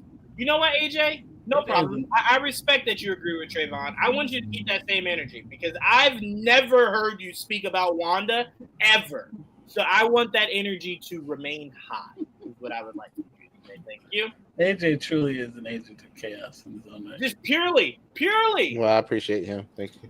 Hey, y'all put it on the ticker that fast? Where did the Trayvon comment go? Switch that real quick. It switched so fast. Anyway, Gidge, I want to go into this DC stuff, but before we get into our spoiler thoughts of Superman and all the stuff that came after it, I want to start with you on this question because I personally don't like this for anything outside of sports. Even sports, I don't necessarily like it. I don't like for anyone's personal income to ever be public knowledge. It has no bearing on anything. So I was very surprised that there's an article telling us what the stars made, what James Gunn made. To me, I'm not big on that. I just like in sports, I get it because like we like to know, so we know okay if we need to do a trade, you know what I'm saying, stuff like that, like salary cap, stuff like that. But for movies, is that not maybe a little too much information? Maybe. I mean. Yes and no. Yes, I guess just on the level of, dang, you don't want to know, like you don't need to be in somebody's business like that. Like I'm a firm believer in like we know entirely too much about everyone. But also, it does help for situations on when, you are like, dang, this is such an underrated actor. They should be demanding more, or like when actors come out and talk about why they left a project or whatever, Everybody loves to hear like when Denzel's pulling 20 mil a film, Will's pulling in 20 mil a film. So if you're fine with that, you kind of have to be fine with the opposite, right? Sorry. Go ahead. Sorry. No, I was just gonna say it's just one of those things where it's like you're in show business. Everybody always wants to know the money behind the deal, even if they're never going to see a cent of it. But it's another way to try to hype up your favorite actor or favorite film. So it comes with the territory. I feel like we hear about the highest paid actor all the time. That's what I'm saying. So right? I mean, like Scarlett Johansson, right? The main one right now. Perfect example. We just heard that. But that was box office. That wasn't about how much they made. That's about how much their films made. Right. But also, again, my point being, I don't think any of that is good unless you're telling me something like for example, remember when Scott Buck did like Inhumans and Iron Fist, right? If you told me Scott Buck got paid $50 million to produce those two things, but those shows' budgets were like $15 million, I'd have a massive issue on that because I'd say, well, that's part of what the problem was that you went so goddamn cheap to make sure you kept all the money. So stuff like that is something to where I'm like, well, yeah, we don't need to know that, but it'd be good to know that's why that shit felt cheap. It's because it was cheap. Well, I guess it's still the same vein then, though. Like, you could be like, oh, Superman cost, what was it, $225 million to make. Well, here's where almost 20 of it went to these four. Obviously, the lion's share of that right. Section went to James Gunn, but also we know this is how much Nicholas Hoult made, this is how much Rachel Brosnahan and them made.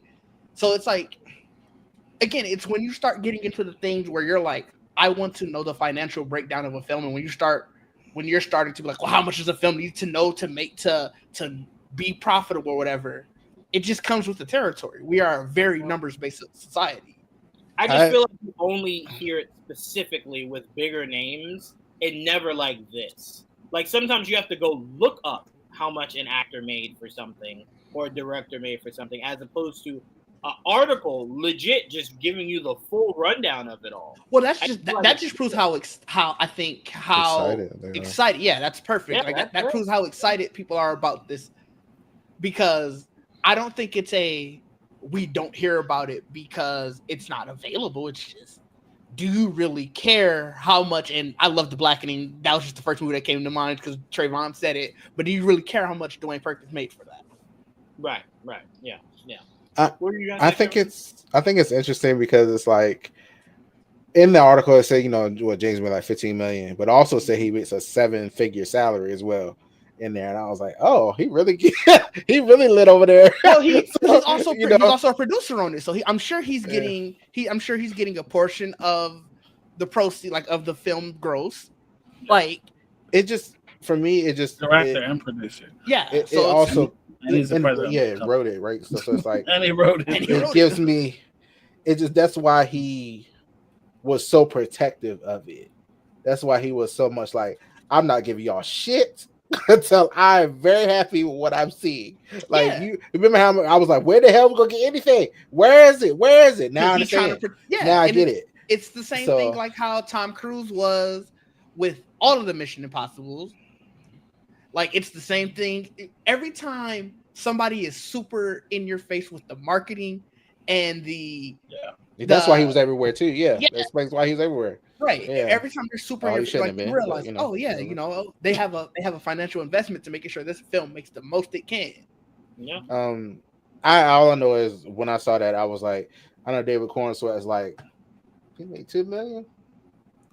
All right, noted for next time. Noted. I tell you what, I feel like Nicholas Hoult $2 million was hush money. I feel like the moment James said, "Hey, that whole Superman thing, no," but Lex, he was like, "All right, man, that money gonna have to go." He's also the more established actor. He is, but that guy is also playing Superman.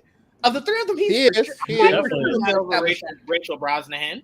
She made her mark on television. Yeah.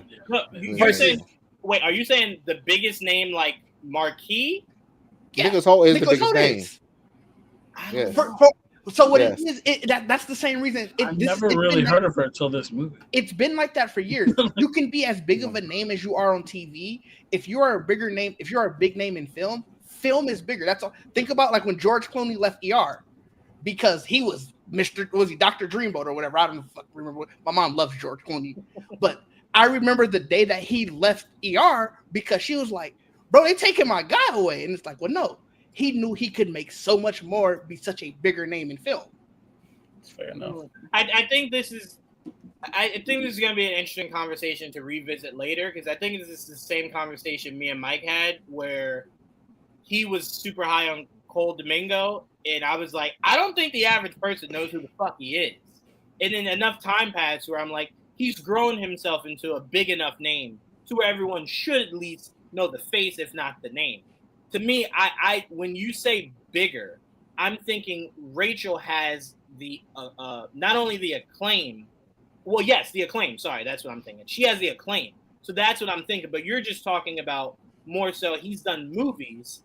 Well, so he was in X-Men. He was in bigger stuff. Like Marvelous Miss Maisel was huge. I get it. IMDb is longer. Honestly. Yeah, I was gonna say Marvelous Miss Maisel. That was huge. That went to a lot of places. But that was. But you're still not the face. You're making awards. Some people still don't know who you are. Yeah, a lot of people that make awards, you're pretty much your money maker based on your talent, on your face. I know. That's what I'm saying. That's where we disagreed. But obviously, they valued Nicholas Hoult more. It's why he got paid more. I'm just saying I would have never guessed that would have been the case. That's all I'm saying. It's obviously the reality. That number didn't surprise me at all. I was like, David Corn said next time, I'm like, Yeah, that was really all I thought. I saw it and I was like, oh, okay, this is going to change massively. This is going to change massively next time. Yeah. Oh, AJ, I guess, because, out of respect for you, but if James Gunn was paying himself, so? Again, to what Joel was saying at the start of this, if people are James Gunn, this man directed it, he wrote it, and he produced it. That's Each of those jobs runs the studio. And well, outside of the studio that's part, his 7-figure salary. That's I'm just saying, like, even outside of the studio part, a director gets paid on their film, a writer gets paid on their film, a producer gets paid on their film. Why would you expect somebody, just because it's the same person, to not get paid on their film? I just also don't know what people mean by he paid himself. That's not something physically possible. Like, he doesn't have access. Yeah, to he didn't write himself a check. You go, James Gunn. Like, yeah, I'm like, I don't understand the. Peter did. I'm like, that doesn't make any sense. But anyway, let's get into the actual movie itself. We all gave our non-spoilers, so we never heard from Jamie because Jamie hadn't seen it yet. So Jamie, give me however you want to go about it. You give me your thoughts on Superman. I hated it. No, hey, Booter. I know her real thoughts. No, we need to hear different perspectives. I know her real thoughts. I just want her to boot it for even trolling. Wow. We need to have all the perspectives. It's fine. Listen, I think I like the ideas that this movie presents and the world feel more than the actual movie itself. Not gonna lie. I feel like tonally it was a little goofy, which y'all know, or maybe y'all don't, I haven't said in a while, but I'm very particular about goofy things because I myself am a goofy person. And so I feel like because it was a little goofy, and some people say that's the James Gunn campiness of it all.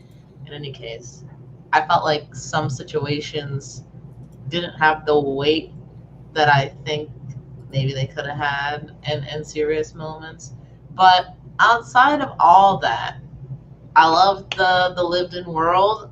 We literally, at least that I can think of, we've literally never seen that in any comic book movie in recent times where like the heroes are helping each other out, except for like an Avengers film, I guess you could say. But I loved seeing that. I thought that was great. Superman being a beacon of light and just being this like super happy-go-lucky isn't the right way to say it because he's still like he's a normal person with like varying degrees of emotions, but generally way more happy, way more friendly than I feel like previous Supermen that I personally experienced in life. So I thought that was really interesting to see and really cool. I loved that. Is Justice Gang a real name, or were they just trying to be coy? No, it is right now. They're debating. If you hear it, it'll change. Half the guy wants it to be called Justice Gang. The other half don't want it to be Justice Gang. And then Metamorpho at the end says he likes it, so that's why he let him in. Because now it's even. But it's not gonna say that way. Absolutely not. Yeah. I thought that was funny. I'm like, Justice Gang. I'm like, why are we? I don't know, but it was cool to see the Justice Gang. I kind of wish we could have spent a little bit more time with all of them. I was really happy that we got to spend some. Interesting. I think. Hold on. I think Mr. Terrific, we definitely got to spend like a good amount of time with and get to know him a little bit. And I feel like I laughed more at the stuff that he did than anybody else, honestly. I feel like because I can relate to him too.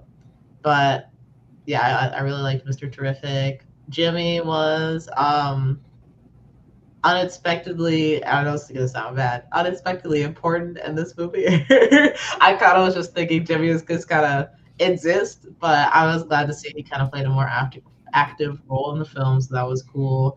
I loved seeing the relationship between Clark and Lois, or Superman and Lois.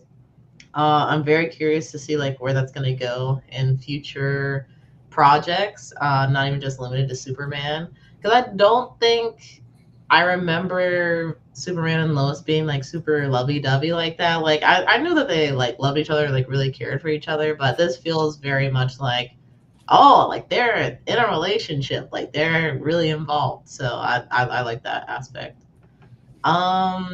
What else?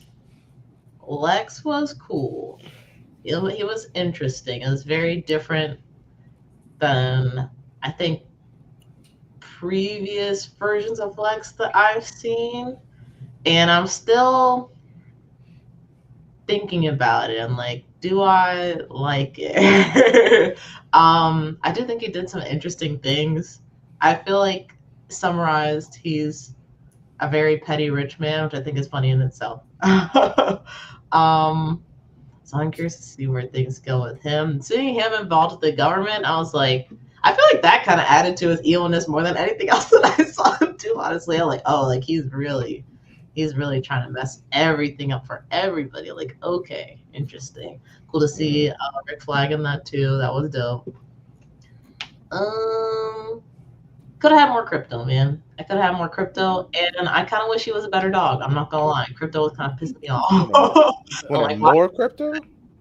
I like dogs. Could have had more crypto. Yeah. Cool to see Supergirl at the end. That just kind of further brings like the universe connectivity. I really like that. And what else? Yeah, this was a wild ride of a movie, man. I liked it felt more personal for Superman too, because he's gotten to know some of the people in Metropolis. So like, I wasn't expecting Lex to actually kill the food vendor dude, but he actually killed him. Like, damn. And then Superman was also like, damn. So that was cool to see. But yeah, I had fun. I have to ask Jamie. Yes. Listening, I might have missed it. Did you say anything about Superman? She didn't.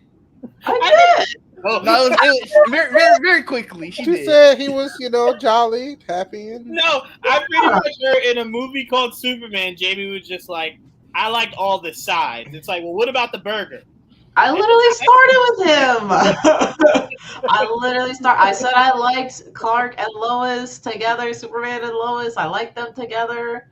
I like the Superman knew the vendor. I literally ended with that. Maybe, well, I don't know. I feel like there was an agenda with that question, Jawan, and since he wanted to pile on, I feel like there was an agenda. I mean, I hope it's known what my agenda here is. I hope I'm not hiding it. If I am, I apologize. It just does not seem like you were too impressed by Superman at all. It's getting a lot of love. You wanted more of the Justice Gang. Let's talk about it. You wanted more.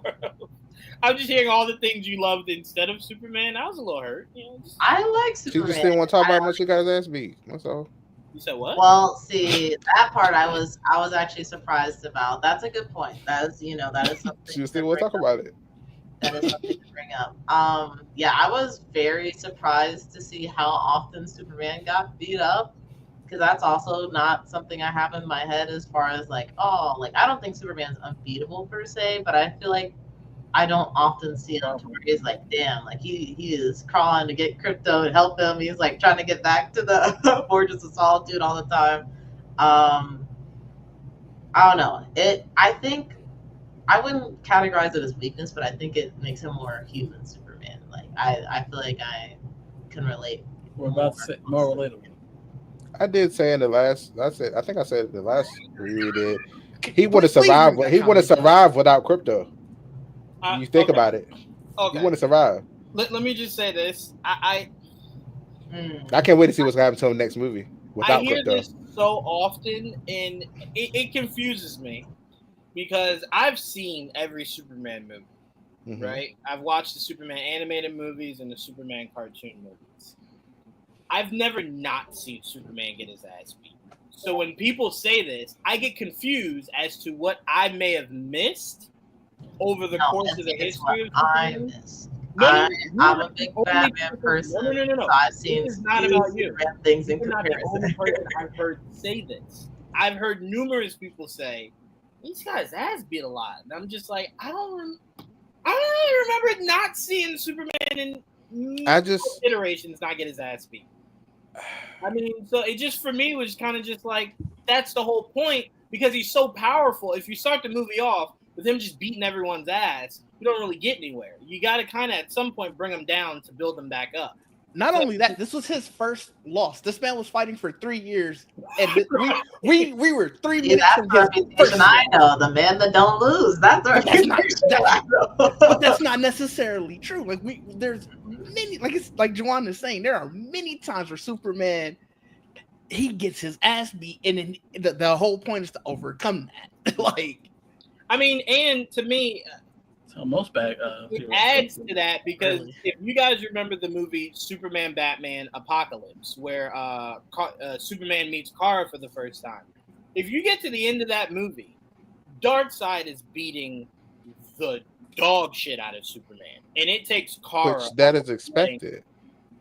Not by regular other like Darkseid, sure. Regular. Who? This is Darkseid, like, sure. A clone of him, like isn't he got beat by himself? A stronger version of himself. A stronger version of himself that is literally getting A. This is where he's gonna be. Y'all can't like it's not jarring to see Superman get beat up the whole almost 90% of the movie. 50% of the movie. No, his ass is on the ground. That's not jarring because that's how it is. It is for me. If you watch the Justice League, nobody's gonna be scared of him. He's not intimidating. My cousin said the same thing because all he knew about Superman is he just can't be beat. Right, his whole life. He watches the cartoon. He complains why he's always getting his ass whooped. That was the cartoon. Right. That's what I'm saying. So it's like I don't know. I don't. And mind you, can I also? I didn't mind it. I was like, oh, you know what? I just want to throw this in real quick. I like that better, and that's character. Are we gonna act as if Superman get dog walked in Man of Steel? Because that was the big conversation of people going, well, why is it like he can't even get a punch edgewise? It's like, bro, it's his first fight. Man has never had a fight before. This is his first fight, and it's against his. You talking about against Zod? Yeah, against Zod. It was time out. Take Zod out of the conversation. Every single time, beat by Zod's lackeys. Feora beat his ass too. Yeah, what are we talking Aren't they about? Also trained Kryptonians? So it's Ultra. So why are we not acting like Ultraman isn't? What are we doing? Ultraman's a what are we actually doing? I saw him get beat up by the engineer, and that's what I saw. He never got beat up by the engineer. He didn't. Never a thing. There was a double team by Ultron and engineer. But time out. The engineer was the weaker of the two. All she could do was try to suffocate him by putting shit in him. That was her contribution. I need power bomb. No punches, no nothing. Because look, what happened to the engineer? I'm gonna see it again Saturday. I'll let y'all know when I get back. You've seen it twice, have you not? Don't give it to you for a third time on Saturday. That's a super fan. I only twice, and I can recite the goddamn movie at this point. I cannot. Give me action figures. I can act out the whole goddamn. I can probably break it down pretty quick. Easily. Yeah, I'm like, time out. The only time the engineer was actually whooping someone's ass were helpless robots and Mr. Terrific because she caught him off guard. That was it. She was not giving out ass whoopings that movie. His biggest asshole was the beginning when he got by the hammer, the hammer turned out to be Ultraman. Right, exactly. He had a good fight against the monster for the most part, the kaiju. Oh. And then at the end, when he fought Ultraman again, Ultraman was the biggest hurdle, and that was basically when he found out it's just a stronger version of him. And then he had this bitch on his heels too. Well, he also had Lex every time, and then Lex fights against Ultraman, saying, "Yo, he's 1A, 2B." Like, right. I will say he knew all his moves. Yes, that's true. Right, exactly. I will say one thing interesting about what Jamie brought up in regards to this. It does make me wonder, and I've been wondering this nonstop. If this was his first loss, I hope in a prequel comic or something we get a rundown of who he's fought before. Because I'd like to know a gauge of like. Well, I just really know a gauge of how strong. I'm sorry, dude. Go ahead. I'm sorry. No, I was gonna say the thing about this being his first loss that should show you clearly how powerful enough he must be is Kryptonite was on that planet because that's the only reason why Metamorpho was able to recreate it. That means he was out here kicking ass when people had Kryptonite. That's fair too. That's a good like. Yeah, I would have liked. I would have liked him to saw that. I'm just curious. So I would feel a little bit of intimidation from this Superman. I feel like everybody's just like, I can fight him. For that to be his first loss, he actually anybody come to their planet, like, let's fight. That was a pretty great. Like, okay, you know what? I lost. I got to get back up, get back out there. I would have been distraught. I would have been like, like nobody beats me.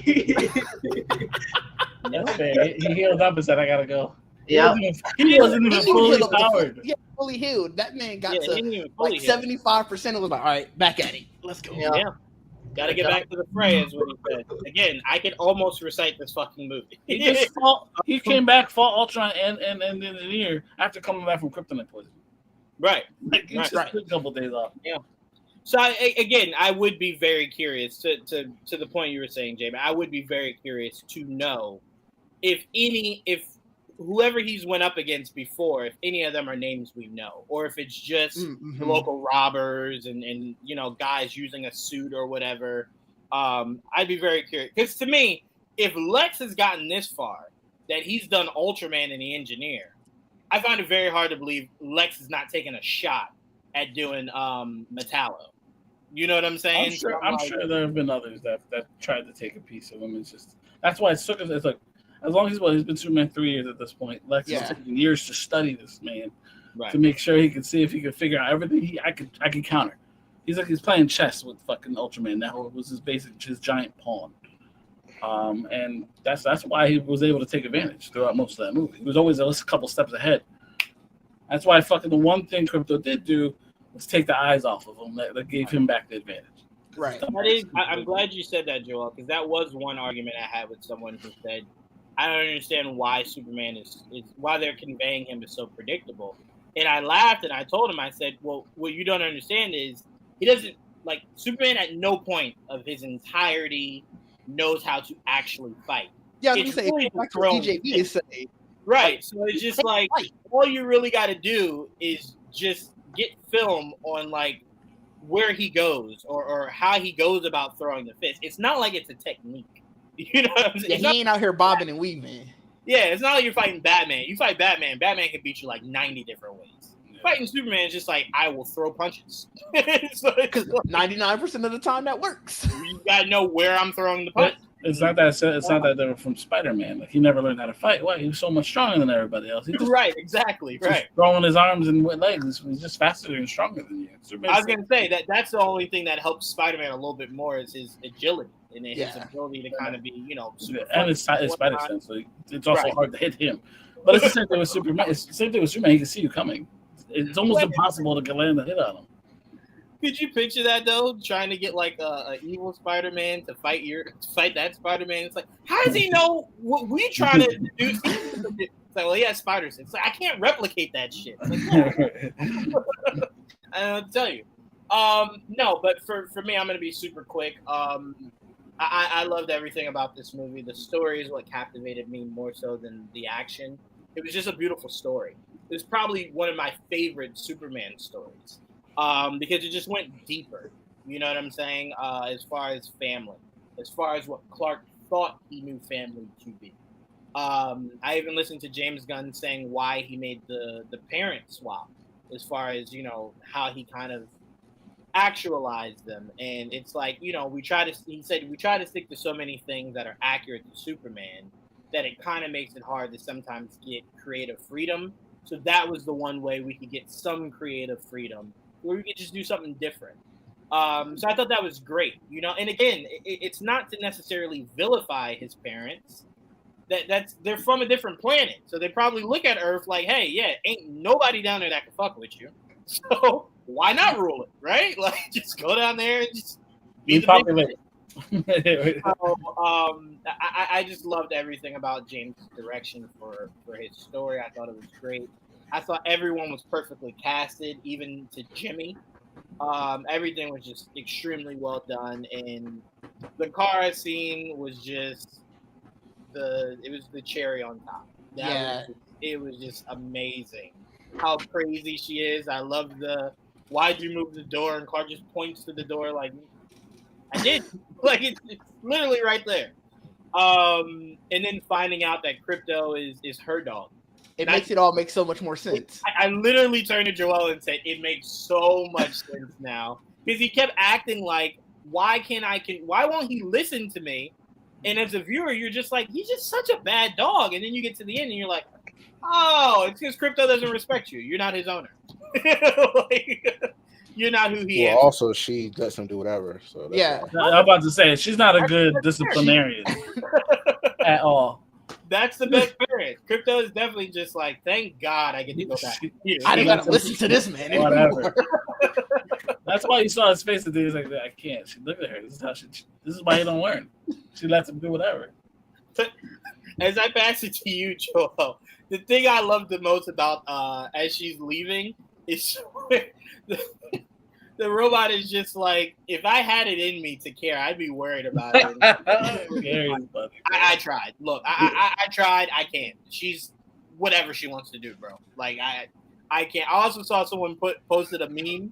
Someone was just like, if you were ever curious as to why Superman was so eager to find that dog, it's because if Kara landed on Earth and there was no crypto, she would have burned half of Earth down to find her dog. And it was just like, that does make sense. Superman was very eager to get that dog back. He's like, I know what'll happen if she lands back here and ain't no crypto. Right? That was the first thing she said. She didn't say hello. She was like, land, why you moved the door? Hey, where the fuck's my dog? It's like, right, there. They maybe have a little bit of a point, but Joel, your thoughts on Superman? Yeah, I also really, really loved it. I mean, that's an interesting analogy. All right. I remember like when the movie was over, I didn't know how exactly to feel. I knew I liked it. I just didn't know how much I liked it. And I needed to sit with it. And to me, I think I probably enjoyed it more the second time because I was already like I kind of saw. I knew it was coming, so it was less to digest. So I was like, all right. This is it, and it's all laid out. And I think at the end of the day, after sitting with it as long as I have now, I love the way the movie makes me feel. And it's like it really is. There's the point of the movie is it's punk rock to be good again, like to just be a good person. And it's like we as a society have lost that, where everyone is so fucking almost evil at this point. It's like it's not cool to be good at all anymore. And I do love that the fact is that who he is. Can't change who he is. And he's not trying to represent anybody but himself. He's like, I'm just trying to save people. I don't want nobody to die. Period. And I think the messaging came out really well in the way they displayed it. No matter what I have to do, I'm going to save everybody I can. Because I can. You know what I mean? It's just like the character of Superman stands for that. Not just hope, but like being good. He literally is the ultimate Boy Scout, right? The ultimate good guy. I always tell people. And there is a silliness to him and his world. Like if you read now, this is. Let me tell you, this movie has some silly elements to it, no doubt. You read All Star Superman, it's stupid silly sometimes. It's like this 100%. Crazy sci-fi silliness. Like I read it and it was jarring how silly some of the shit in that book is. And this is like it touches on some of that. Obviously, can't go all the way because then you probably will never take this whole movie seriously. But it's just I just again at the end of the day, it's just how the movie made me feel. And the soundtrack didn't hit right away for me. I liked it. But it didn't hit like it's like I love the way the Man of Steel the soundtrack hit. It hit hard, right? So this one, I can listen to the whole album more so than the whole Man of Steel album. Whereas like there's 2 tracks in Man of Steel, easy, right? Whereas I think the whole album it kind of represents the movie and it goes well. It fits, it flows. You know what I mean? Yep. It's just the lived in world is great. I think I'll probably end up repeating a lot of the same stuff you guys are saying. It's just nice that I think I'm happy that other people like it, even though the people that didn't like it, I see a lot of the same issues. Well, at least the ones that are reasonable. Like there are people just hating it, they hate it, but there are people that actually have issues. I'm like, I understand like, if you feel like it's a little silly or it's not, it was a little shot, it was too much. They probably could have added another half hour, which I agree. Probably could have added another 20 minutes at least to flesh it out a little more. But overall, I think that he did a great job, and I can't wait to see more. I really can't. And I'm just happy. Yeah, I'm happy. It's sitting well with others too. It's brought light back. It's weird to say that because as much as I do enjoy the last version, the Henry Cavill version, I always felt that version was a good person. There's nothing. He wasn't a bad Superman in terms of like he was evil. He wasn't. He definitely was not. He's a good guy a whole way around. Only problem was he was in a very depressing world. That whole world is always depressed. It was dark and gritty and crying, and the whole way around. he himself was a good person in a very dark world. That's really what it came down to. So it's hard to smile because there's nothing to smile about most of the time. Whereas this, there's always a reason to smile. Even when it was bad, he found a way out of it, and he gave you hope. Whereas sometimes it takes a while. Sometimes he just did it differently at the end of the day. And this was definitely more classic. When I tell people, like, you're used to this dark Superman, it's not Superman that's dark, it's the world around him. This is more of how the comic is or how the cartoon is. It's just a little more brighter, a little more sillier, like compared to, like, let's say, a Batman, which is more dark and gritty, and he's just not campy. Whereas it's just a little bit more happy-go-lucky, even though he can be serious when he needs to be, but most of the time he's just a good dude. I mean, for me, I did not think the humor was too much. Like, even at the end, where he's trying to defeat Ultraman, he gives a joke, but after the job is finished. He's not joking while he's fighting Ultraman. He's extremely serious. He's in it.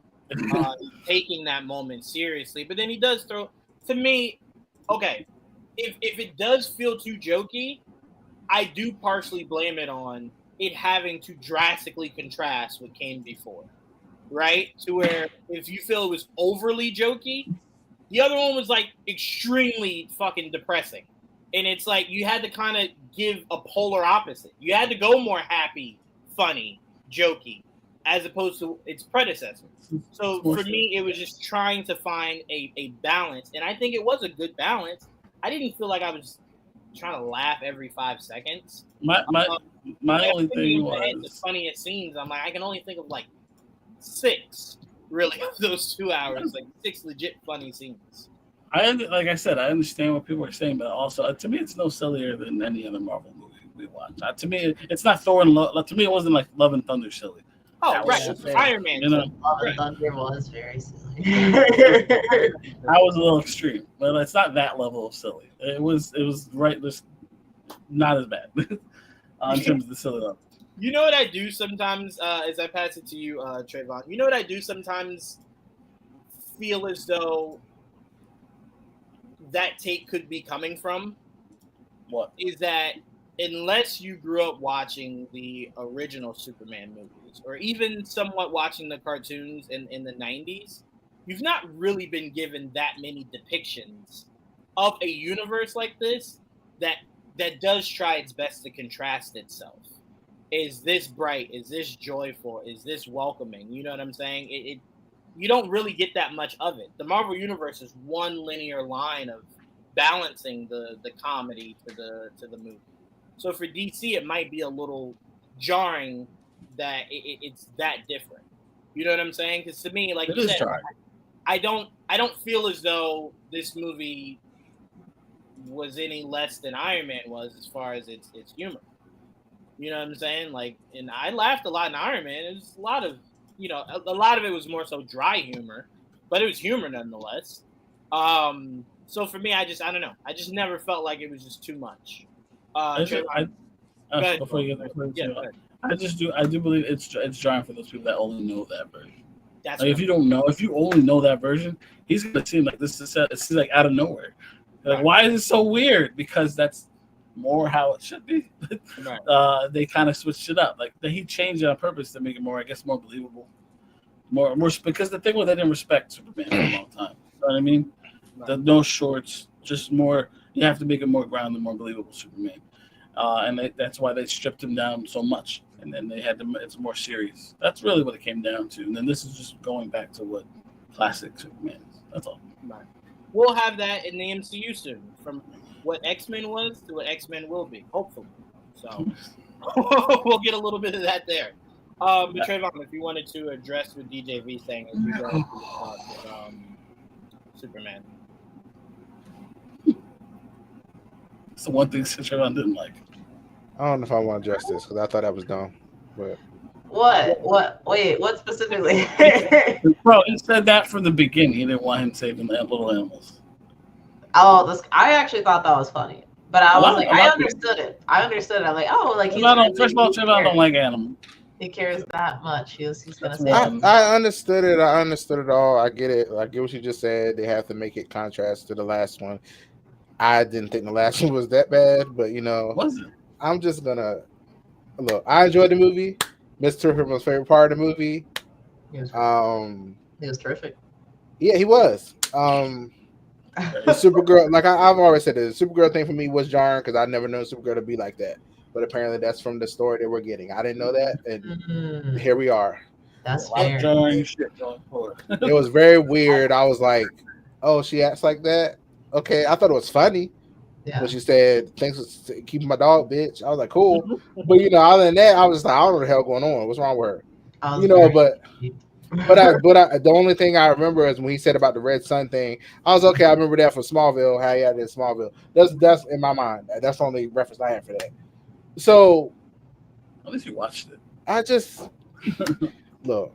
I'm not. I'm not gonna get it because I'm tired of fighting about this movie. I enjoyed it. It was fun. Mr. Turpin was cool. The characters were great. Yay. Hold on. Time out. Let's move on. We didn't fight on this movie. I can't say nothing bad about it without. I don't know. I didn't say anything bad. I don't think, but people ready to pull out knives on me. So No, it's. You gotta remember, Trayvon. It's not. We didn't attack Jamie. We were just attacking.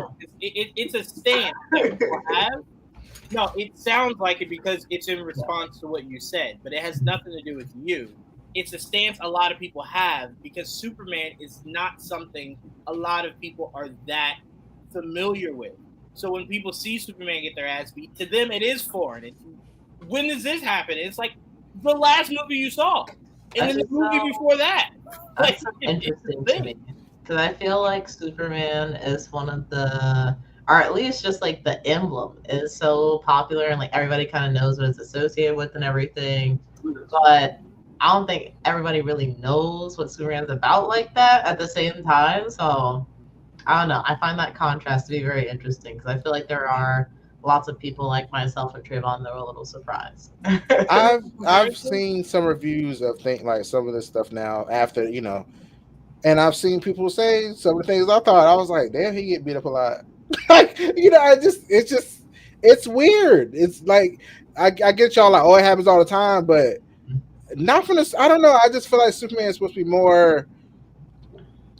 I don't know, something not like scare people, but you should think twice. You should think twice before you try to fight him or whatever. I feel like this one is so. It kind of puts Invincible into perspective for me because Invincible is kind of playing off Superman a little bit, or the idea of Superman, and I'm like, damn, no, they are in line with all of that. Because he get his best beat all the time too. Yeah, he does.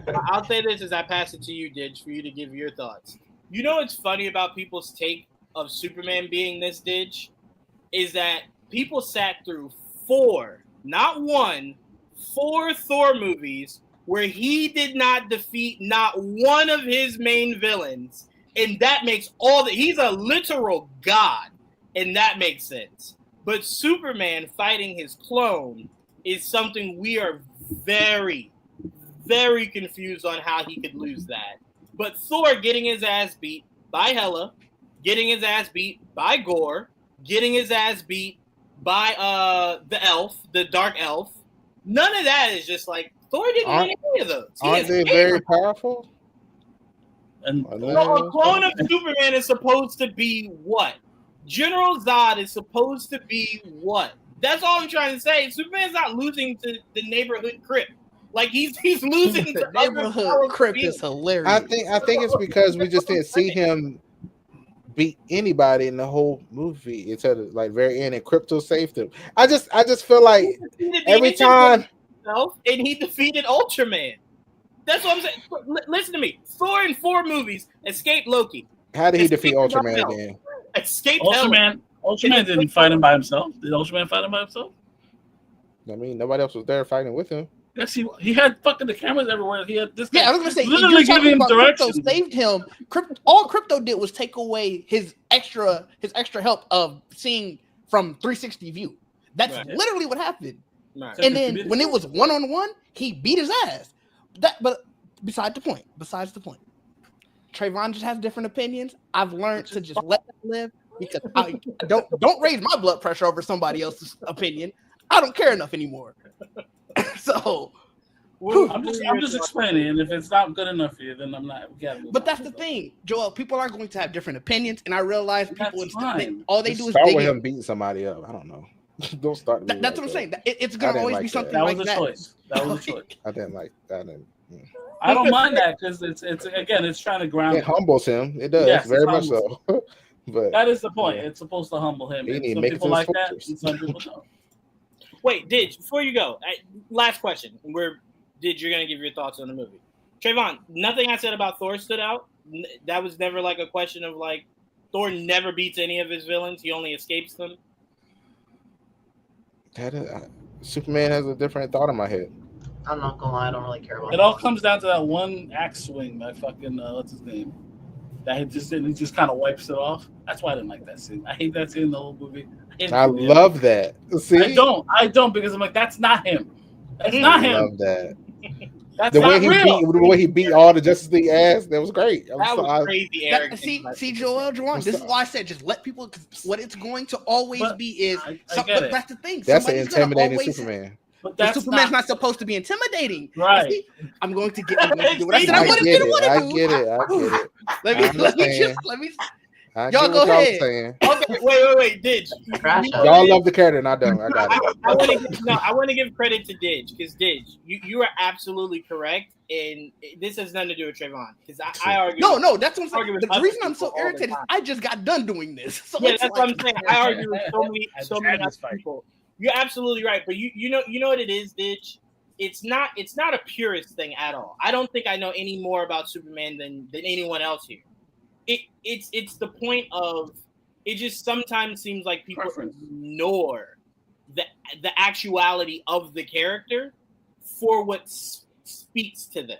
Mm-hmm. And for me, I can only go by like when people say, well, who cares if Batman shoots someone? I'm like, that just goes against Batman. You know what I'm saying? Like, your opinion is fine, but for you to impose the idea that what makes Batman doesn't matter is like, well, then why even have Batman? If like we're just gonna throw out his ideology, it just goes shoot everyone. Just fuck it. Just let's go kill people. You know what I'm saying? So I think that's what drives me crazy. Not the DJV. Javon fucked me up with that. I didn't realize that either. Wait, what? I don't think I realized.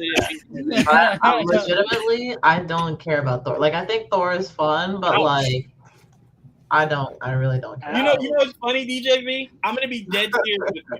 Do you want to know how much I love the MCU, Didge, and how much I love Thor, but those movies hurt me internally? Didn't he beat the Dominator? Wasn't that what it was called? Well, that was the I forgot. Yeah, but I guess that was the villain of his. That was the villain of that movie, that right? Was the muscle. He was the villain of that movie. Okay. I was trying to give him a win. He kind of beat up. I wanted to give him at least one win. But Didge, what I was gonna say real quick is what's so funny about my love of Thor in the MCU that I've been so hurt. I didn't Google that when I said that. That's just off pure muscle memory of every time I'm like, Thor can't beat just one? Nothing? No. He just escapes. You don't even think about it. You know what? That's fair. It's I didn't know. It's wild. It breaks my heart every time I think about it. I think about it too often. That's why everyone's like, let's get a Thor 5 versus Hercules. I'm like, so I can see Thor get his ass beat and escape? No. Maybe he'll win this time. No. That might be his last movie, my guy. Right. That's how you know it's the end of the Thor movies. He actually wins. He wins every time. It's just obviously not the way you want him to win. No, I'm saying he actually like defeats the villain. Yeah, defeats the villain. Yeah. But anyway, sorry, Didge. Your thoughts? No. Oh, I love this movie. I talked about it a lot already about how much. You already threatened me. I didn't threaten you. That's rough. It was a suggestion. Strong suggestion. But I know we already talked about it. Mr. Terrific was for sure my favorite character. Just because of I didn't know a lot about Mr. Terrific. I didn't know a lot about Guy Gardner either. Like, I obviously know the General Green Lantern, but like that specific one. But Mr. Terrific, he really stole the scene in every scene he was in. Like, he was extra. I was telling somebody the scene where he's fighting him and Lois are at the base. He didn't need to grab the T-spear and spin with it. Like that was just a little extra thing just to show off, and I loved it.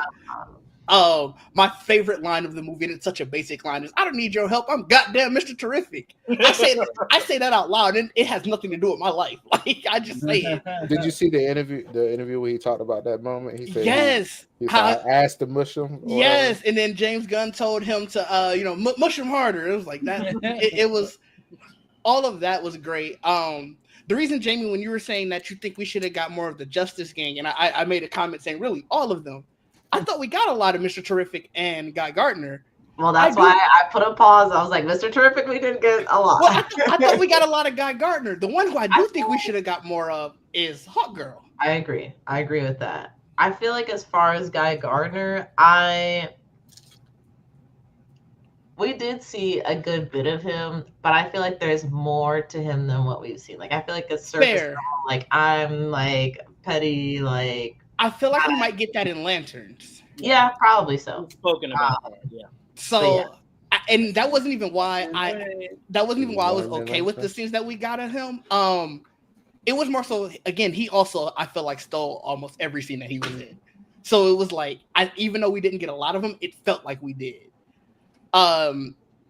Obviously, Rachel Brosnahan, like I was talking about it on Geekset, that she very much was that annoying reporter. And I don't necessarily mean that as a negative. I mean, like, you know how a reporter, when they're on their job, they're a great reporter. You're like, bro, this is too much. This is too much. And so I loved that. Obviously, I do think we could have got more of the Daily Planet just there. We could have got more of them as a whole. Mm-hmm. The few that we got was great. Cat Grant was looking amazing. That's just besides the point. That was just something I just wanted to throw in there. She was looking amazing. And just to save, the last two. I saved these two for last for sure. Nicholas Hoult is the best live action Lex Luthor we got. No question. I don't care what any of you guys say. I will argue you guys till the rest of the night. So I'm just going to leave it there. Fair. You know what? No one has actually argued me on it, but I just wanted to make it known. I'm waiting though. I'm ready. I'm waiting. Yeah, he threatened me earlier. And then David Corenswet, just to round it out as Superman, he is for sure the embodiment of Superman. He is hope. He is perseverance. He is really making sure to do the right thing, even if it's a detriment to himself. And the scene where he goes to turn himself in strictly because he's like, crypto's out there, probably lost and scared. I was like, oh, this is it. This is what I wanted for this movie. And I was just like, this is everything I needed. And so, again, I can't speak enough about this movie, how much I loved it. I'm so happy where we're going. I'm so excited where we left with Kara, because Supergirl Woman of Tomorrow is such a great story. I can't wait to see that one. I didn't know how excited I was going to be for the DCU, and it's insane how excited I am moving forward. I love everything you said. I love everything you said. I'm gonna need time, but I will fight you on that Lex thing on another day. Not even because I agree, just purely because I want that argument. All right, fair. I want to make sure. I make it known. I said live action. Yeah. No. So to be fair, the first it's live action. To be fair, the first time I just said Lex, and I really meant live action. I had just said it, and then my brother was like, "Really? But what about for the Superman animated series?" I was like, that's my favorite live action movies or everything. Everything. Oh. Actually, they really enjoy him in Smallville as well. But, he was, to be fair, he was great. He was great in Smallville. Great Lex. I'm not saying this is the only good Lex we got. Yeah, Michael Rosenbaum was incredible as Lex. Yeah. That's only two I know that well. I remember the two guys from Smallville. That's about it. Was just his pettiness. Like this version of Lex went like super hater. The hater. And loving. Let me loving just is say hilarious. Go ahead. Unintentionally set too high of a bar. And let me tell you why. Lex is the greatest hater ever written, right? Unfortunately, there is another hater in the DC universe whose hate is even stronger. See, that's a fun debate I always have. Reverse Flash. That's a fun debate I always have. Is who's a bigger hater between Lex and Reverse Flash? I mean, fucking Reverse Flash. Wait, the man went back in time to kill his mama. That is true. That on a different planet, not on a different level, but on a different planet. Lex has done what was it New Krypton? Mm-hmm. It was new Lex. They got a new Krypton. Superman was essentially gone. Lex went for that. That's very par on coming after somebody's mama.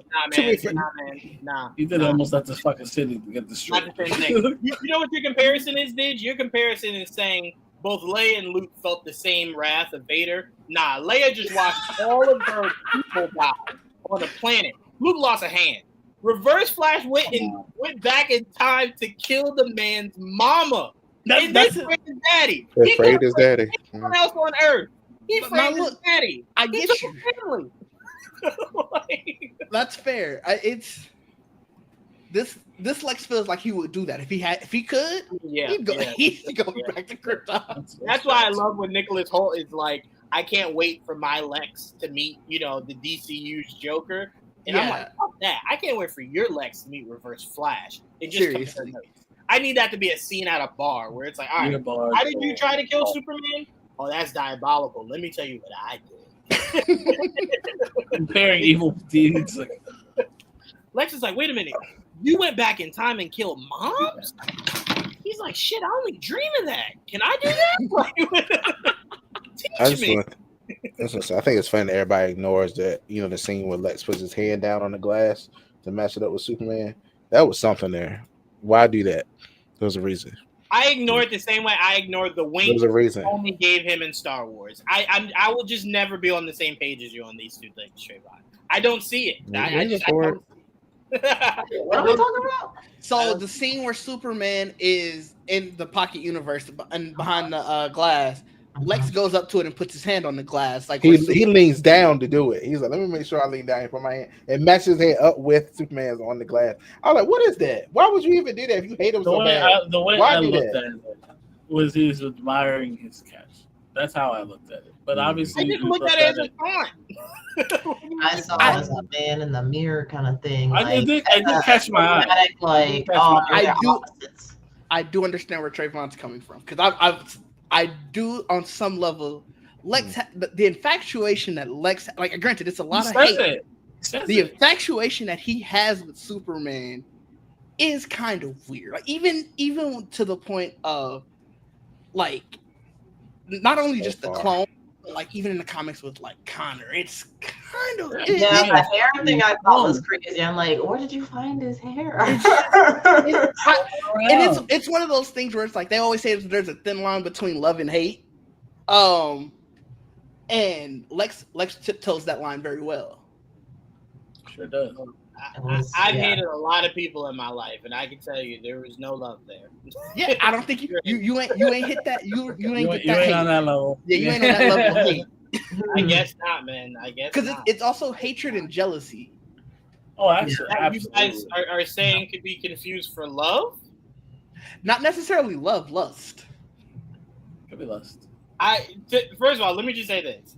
To hate someone so much that it turns into pure sexual tension is something that should be illegal.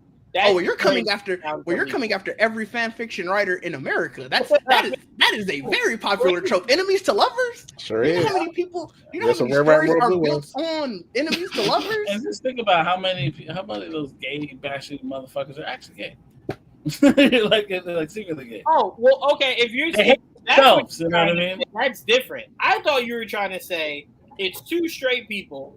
One of them just happens to hate the other one so much that it's now lust. If you're saying Lex is closeted, then it's like, okay, then by all means, you can have that conception. But I don't think they're both straight. He just hates him so much. He loves him. I'm like, that's a different kind of shit. It's one of those things. I was surprised to see him with a girlfriend at the beginning. Really? Not because it's like, because Lex, at least from what I've seen, like the animation, like he's been around other women and stuff, but it never seemed like he was he had the women there because he wanted the women there. It just seemed like they were kind of there, you know. That is, and that's kind of a Beard situation a little bit. I can see how you look at it, but let me just give you the other side of that. I'm not saying your side is wrong. Just let's go to the other side of that. Mm-hmm.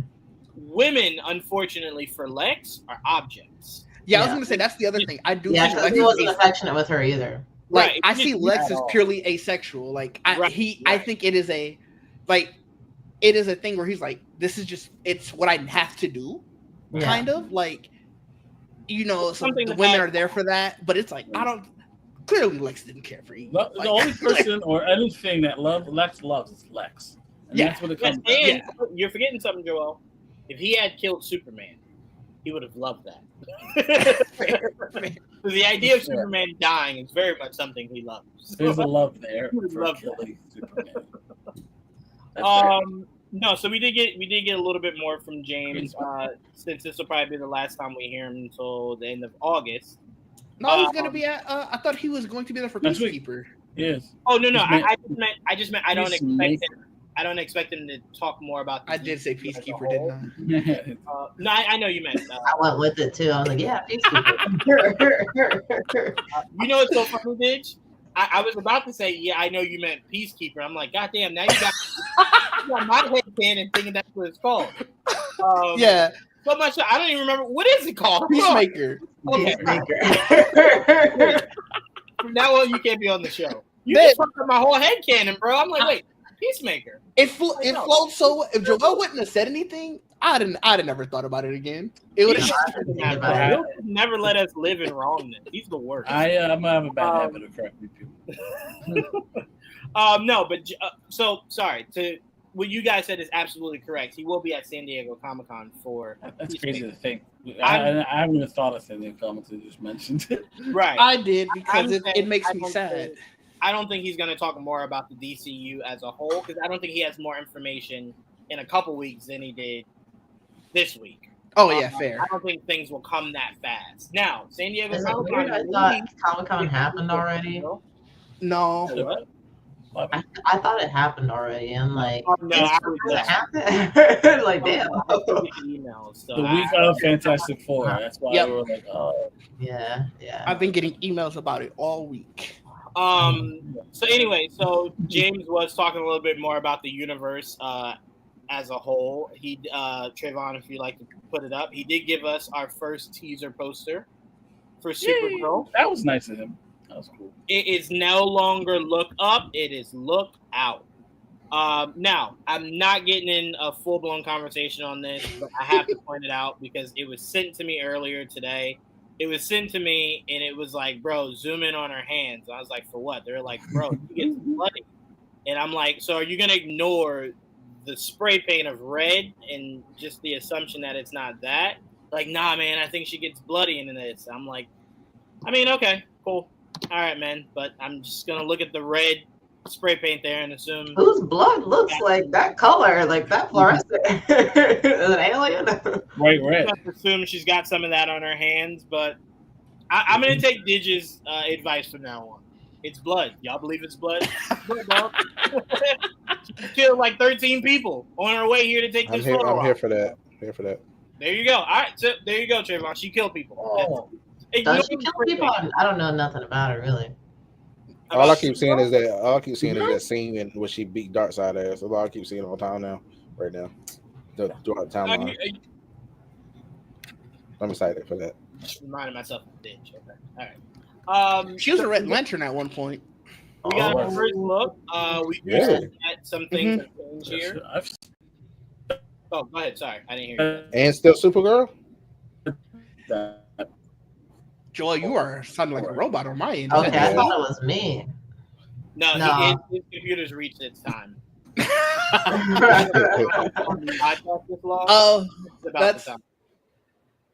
I don't remember the full storyline of it, Trayvon, to answer your question, but I know she was a Red Lantern I think a Blue Lantern had to get her back. I forgot the full storyline of it. Well, it's not the first of the. I need to learn more about lanterns because I just know the yellow is the bad one. It was around the time that guy was a red lantern. Whoa! No! It's full gang war, Trayvon. Yeah. No, which one's like evil one though?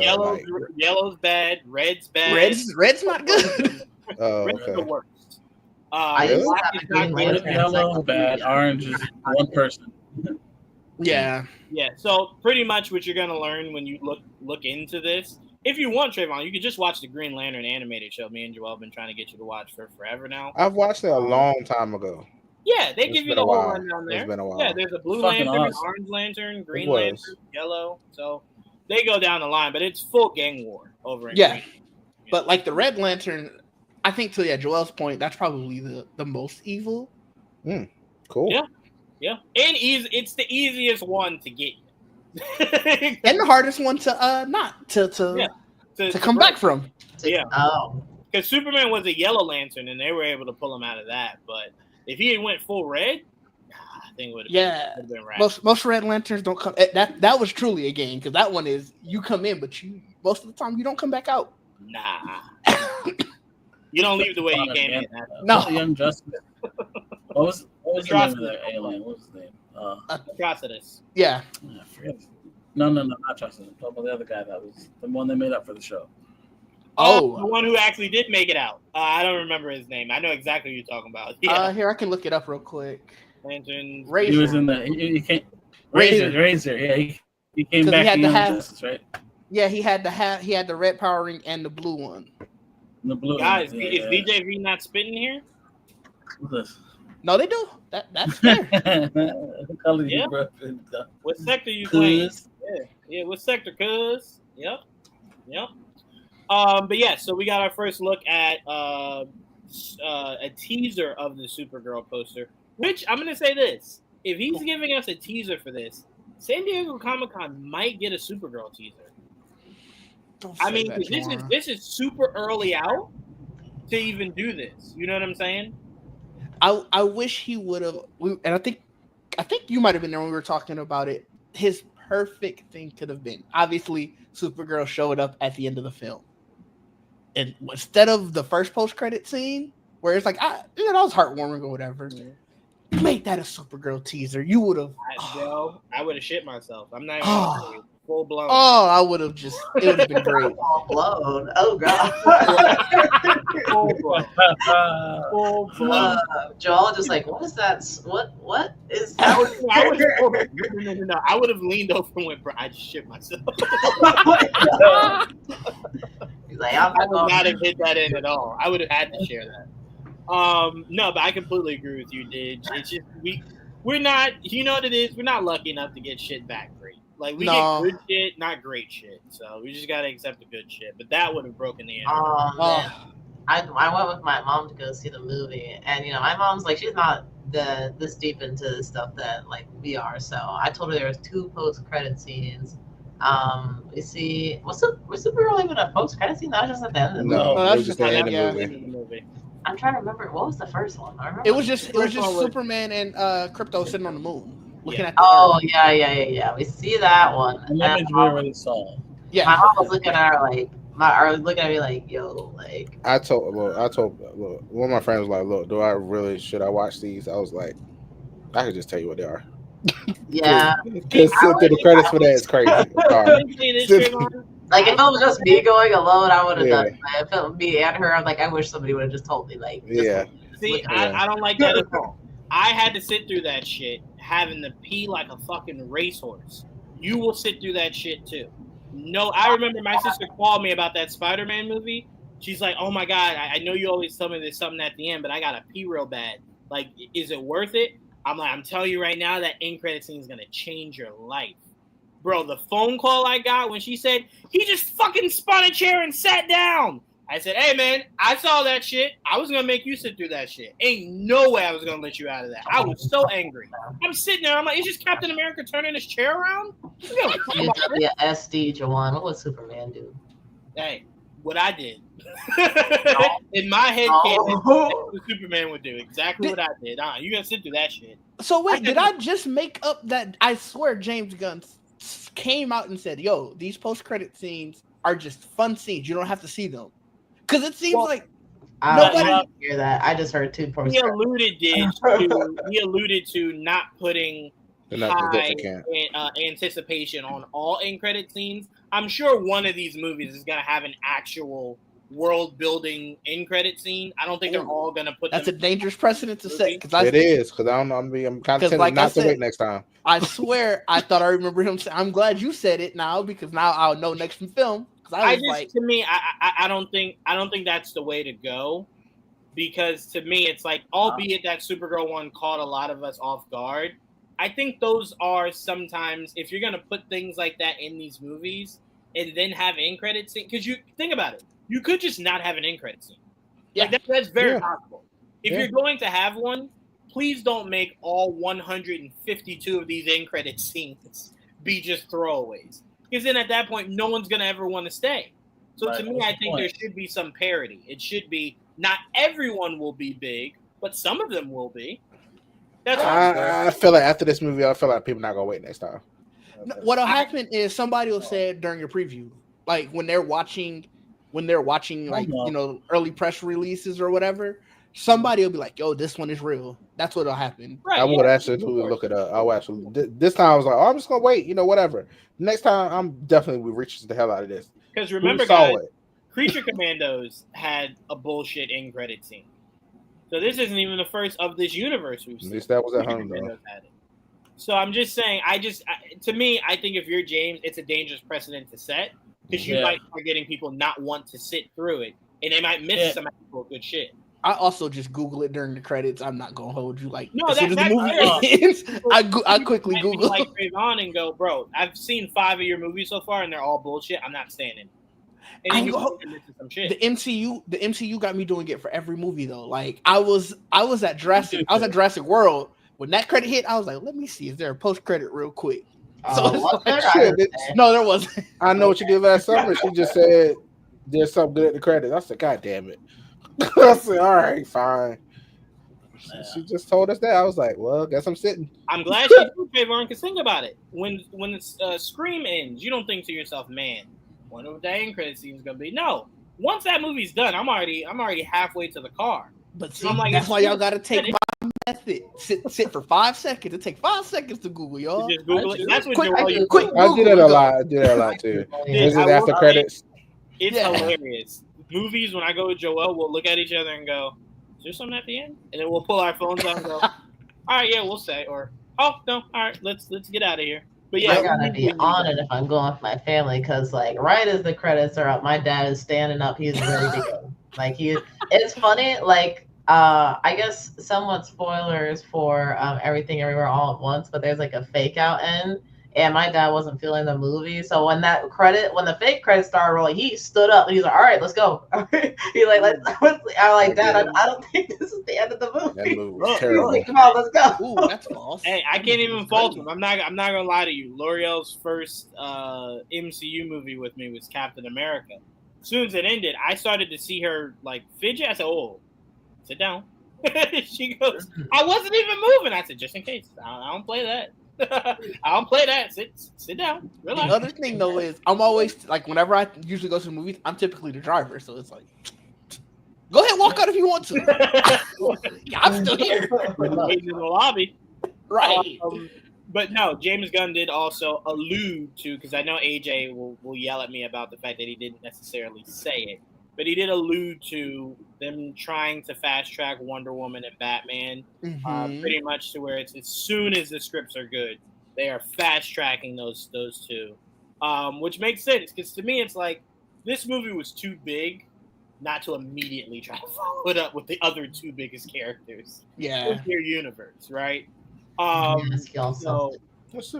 not trying to start a whole discussion, but wait, I recently. I watched a video. It was not. They didn't have good things to say about many of the big blockbusters recently, and they said one of the things that makes them No, no, it wasn't Trayvon. Oh, it wasn't me. I enjoy a lot of these blockbusters. Don't do that. I said I would have turned it off. Yeah, I was gonna say Jamie just threw you under the bus. Joel didn't throw him under the bus. Yeah, because Joel said he would have turned it off, and you was like, "No, it wasn't Trayvon." He said it wasn't Trayvon. No, he said he would have turned it off. Oh, I thought he said it wasn't Trayvon. My bad. Be your own people, Trayvon. I mean, it's fine. No, that's what I mean. You know, it was a Freudian slip, I guess you could say. But sometimes, like, I'll watch something that's like not in line with my own opinions, just so I can be like, you know, maybe I'm wrong about something. Usually I'm not, but like maybe I'm wrong about something. But he was saying, which I don't necessarily disagree with. He was saying one of the things that has changed about Hollywood, like in the 2000s, even 2010s, I guess, versus now, is like they try to rush a lot of stuff, or they're not as easy to make original movies versus like remakes or like continuing franchise things, which is true.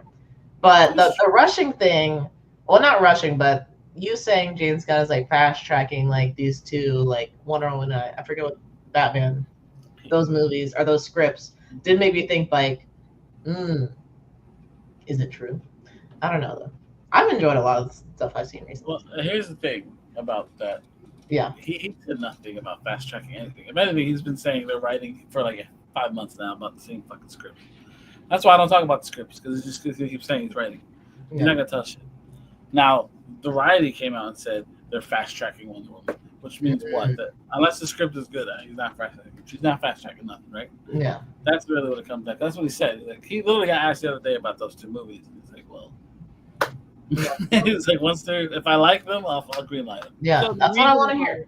The reason why the article isn't wrong is because he's shown you that once he gets a good script, he does fast track the movie to be made. So it's not, they're not wrong. You also want to know why he'll do it? I mean, aside from it being, ready, it's because they do have an agenda where they want to get, well, how many they said? 2 movies, right? 2 live action movies, an animated movie, and like 2 series, like live action series a year. So like they that's the quota they set for themselves. All of that in a year, you said? Every year they want at least 2 live action movies. Oh. Which is nothing compared to like what we were getting. I thought you meant like the live action movies, the animated movies. I'm like, that's a lot. No, he does. Yeah, he does. Yeah, he does. Yeah. 2 live action. 2 live action. That's how it's been. It's been more. That's a lot. I gave us like 6 in 1 year, Jamie. We have 3 Marvel movies this year. 3 live action Marvel movies. We had 2 shows, right? 3. Yep. 3, because 2 shows. Or now Wonder Man's at the end, so that's 3 live action. And then there's going to be multiple animated ones too. Right. And we have like there was already Spider-Man. That's kind of separate, but still, like there was the Spider-Man series. You had the Eyes of Wakanda, Marvel Zombies. That's all this year. Yep. Marvel. Yeah, that's fucking shit. I guess. I don't know. It's not a bad precedent. I like where his mind's at. If it's ready to go, push it out. Because to me, there's nothing worse than saying, okay, we got the Wonder Woman script. I loved it, right? He says that in July. We're now in December, and he's still saying, we got the Wonder Woman script. We love it. James, that ain't going to work for me, dog. Get that shit going. So I appreciate, because think about how fast Clayface went, right? Had the writer, had the script he loved, director, actor, gone, right? So for me, it's just like, I like that we don't have to, now we're waiting. Right? I thought it was at least filming. Where they're gonna start. They're not filming yet. They're filming soon. Yeah, but I'm saying, Trayvon, even if they don't film for like, let's say, another month and a half, we at least know what we have going into that movie. We have the actor, we have the director, we have the writer. Yeah, you're pretty much ready now. They're casting. Right, they're finishing up casting and scheduling to film. Right. So for me, I like that. That's his game plan, because at least we know once that writer's a thumbs up, we know it's not long before we get that casting, director, and then it's it's all steam ahead. Because right now, aside from Supergirl and Clayface, they have Lantern, which is in post now. I think that just got finished filming. The Batman 2 should start filming early next year. That's should. We'll see. If anything, we should start casting soon. That's all we know at the moment. I mean, hopefully they get back to Sergeant Rock. I know that was on the agenda. They can move through the year, so we'll see. I mean, that's all we know so far. Yep. And last thing here, James did say something that I had no interest in a lot of people. Oh, we have two last things before we get out of here. Two last things. Three, but the last two will be quick. Sorry, last three will be quick. James Gunn did say what he's building towards in the DCU has not been showcased yet. And he said you pretty much will have a better concept on where he's building towards after Peacemaker. I thought that was very interesting because I'm like, what is Peacemaker about to give us? And is what they're giving us at all tied to whatever this big surprise cameo is supposed to be of the show? Because did you just read that? Is that what you did? Huh? Did you get that from an article? Yeah. You want me to send it to you? Yeah, because I just read something that kind of said, well, I don't know about the show itself. The show. I'm sorry. I don't know about the event itself. I just know it said you know how Rocket ended up being the story of the Guardians at the end of the day. Yeah, like it was Rocket's story. Apparently, there's a story in the DC universe for a specific character, and apparently we've seen him already. And is it Hawkgirl? Because I don't know the way that she was talking, it sounded very much like she was going to be very central to this new Peacemaker. Well, I don't know. Hold on. Sorry, I'm confusing myself, Joel. Sorry. Okay. What are you saying? Sorry. Talking about Peacemaker season 2. I'm getting to that. That's where I was going. Okay. Got you. No problem. I'm sorry. Go ahead. That in Peacemaker 2, once you watch it, it'll make more sense. Like which character it might be. He's not saying who it is, but apparently we have seen the character already. Like what's the story for the DC universe? I guess similar to what they did with Rocket. I'm not sure exactly what he means. Fair. Now, when it comes to the central idea, I'm sure he has a central idea already. I don't think that's true at all. Give me a second. I'm still trying to. I always put things in the bookmarks, and I don't know where it is in the bookmark. I don't know how far. I bookmark too much shit when I'm learning. I get it. Way too much stuff. That's why I asked, because I'm like, I don't know if that's the same story or not. I think we're talking about two different things. Yeah. Oh, I did want to get to this. James Gunn did say that one of the characters on the Hall of Justice mural will be played by a famous actor. Oh, yeah, he did say that. So my speculation was that somebody said one of the people on that mural was Dr. Fate.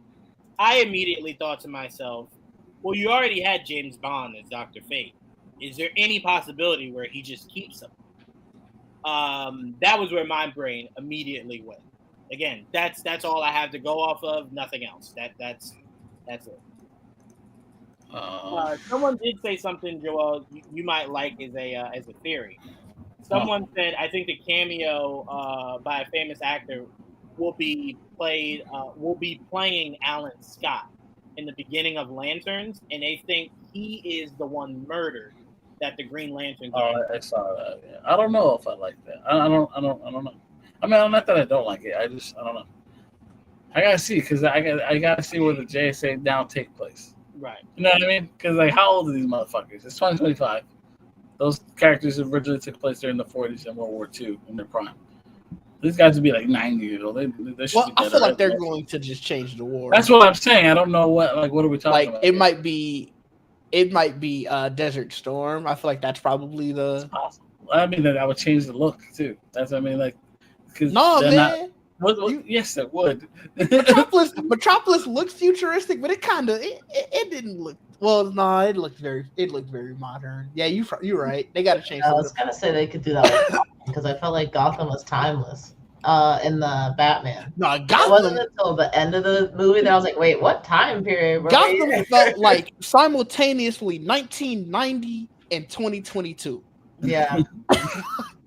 Gotham was always stuck in the depression. That's why. I didn't know where we were at. I give you that, because at one point I was like, bro, this is clearly set in the 90s. Well, that's the thing. Yeah, I thought that. You actually, that might be too spoilery. I was gonna say bring up the picture with the mural, because this is a spoiler. Can we do that?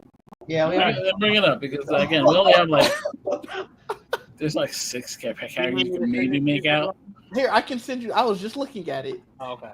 Yeah, because again, after you sit down, like they're right. Do you have the one where it's someone kind of pointing out who everyone is, or do you have just the mural itself? Either one. I pretty much know which ones are the ones. I think this has like who they're assuming it's from DCU updates. Yes, that's exactly where I'm at right now. Yeah. All right. Pull that up. I don't think they're off. I think they're pretty much they nailed most of them at least. Yeah. I can just share my tab. Yeah, did you just bring it to this? Oh, got you. Trayvon, can you bring it I wonder when he's going to release the mural to the people. I got it. Oh, it was there. We both clicked it. Okay. Oh, man, that's too funny. All right. I literally tried to do it faster, so we didn't do that. So damn fast. Oh, okay. Hold on. I don't know who the fuck Spear is. Oh, that's a I think we're just making shit up. Oh, I can go to a different one. This is the one I saw. Hold on. No, that's fine. I saw a Seppa. I'm sorry. I don't know who the fuck Seppa is, but I know that could be Dr. Fate. That's why I can't really argue that because that's kind of how he looked in the movie. Is the CX a watermark, or are they a part of a team? No, that's their watermark. Hold on, I got a different one. I mean, this is not bad. I feel like we won't get that till the DVD, Joel. Yeah. I mean, we'll see. I mean, it'd be nice to get it clear. I meant the whole mural, not just this little. That does look like Vibe, very much so. Wildcat for sure. Don't know who the character is in between him and the guy in the suit that might be Dr. Fate holding his helmet. Why not just have him with the helmet on? You're talking about this one right here? Yeah, that's kind of what it might be. But if you look closer, it looks like something's around his neck. It's really weird. Freedom Beast. Honestly, anybody that watched Titans might know who Freedom Beast is. The last season of Titans, he was in it. Atomic Knight. That was in. If you guys watched Crisis, isn't the last season, the last movie, the third one, I think. I forget. Atomic Knight, Black Pirate. This is hilarious. Also, Flash, but yeah, Flash Jay Garrick. It does look like Jay Garrick. It really does. Yeah.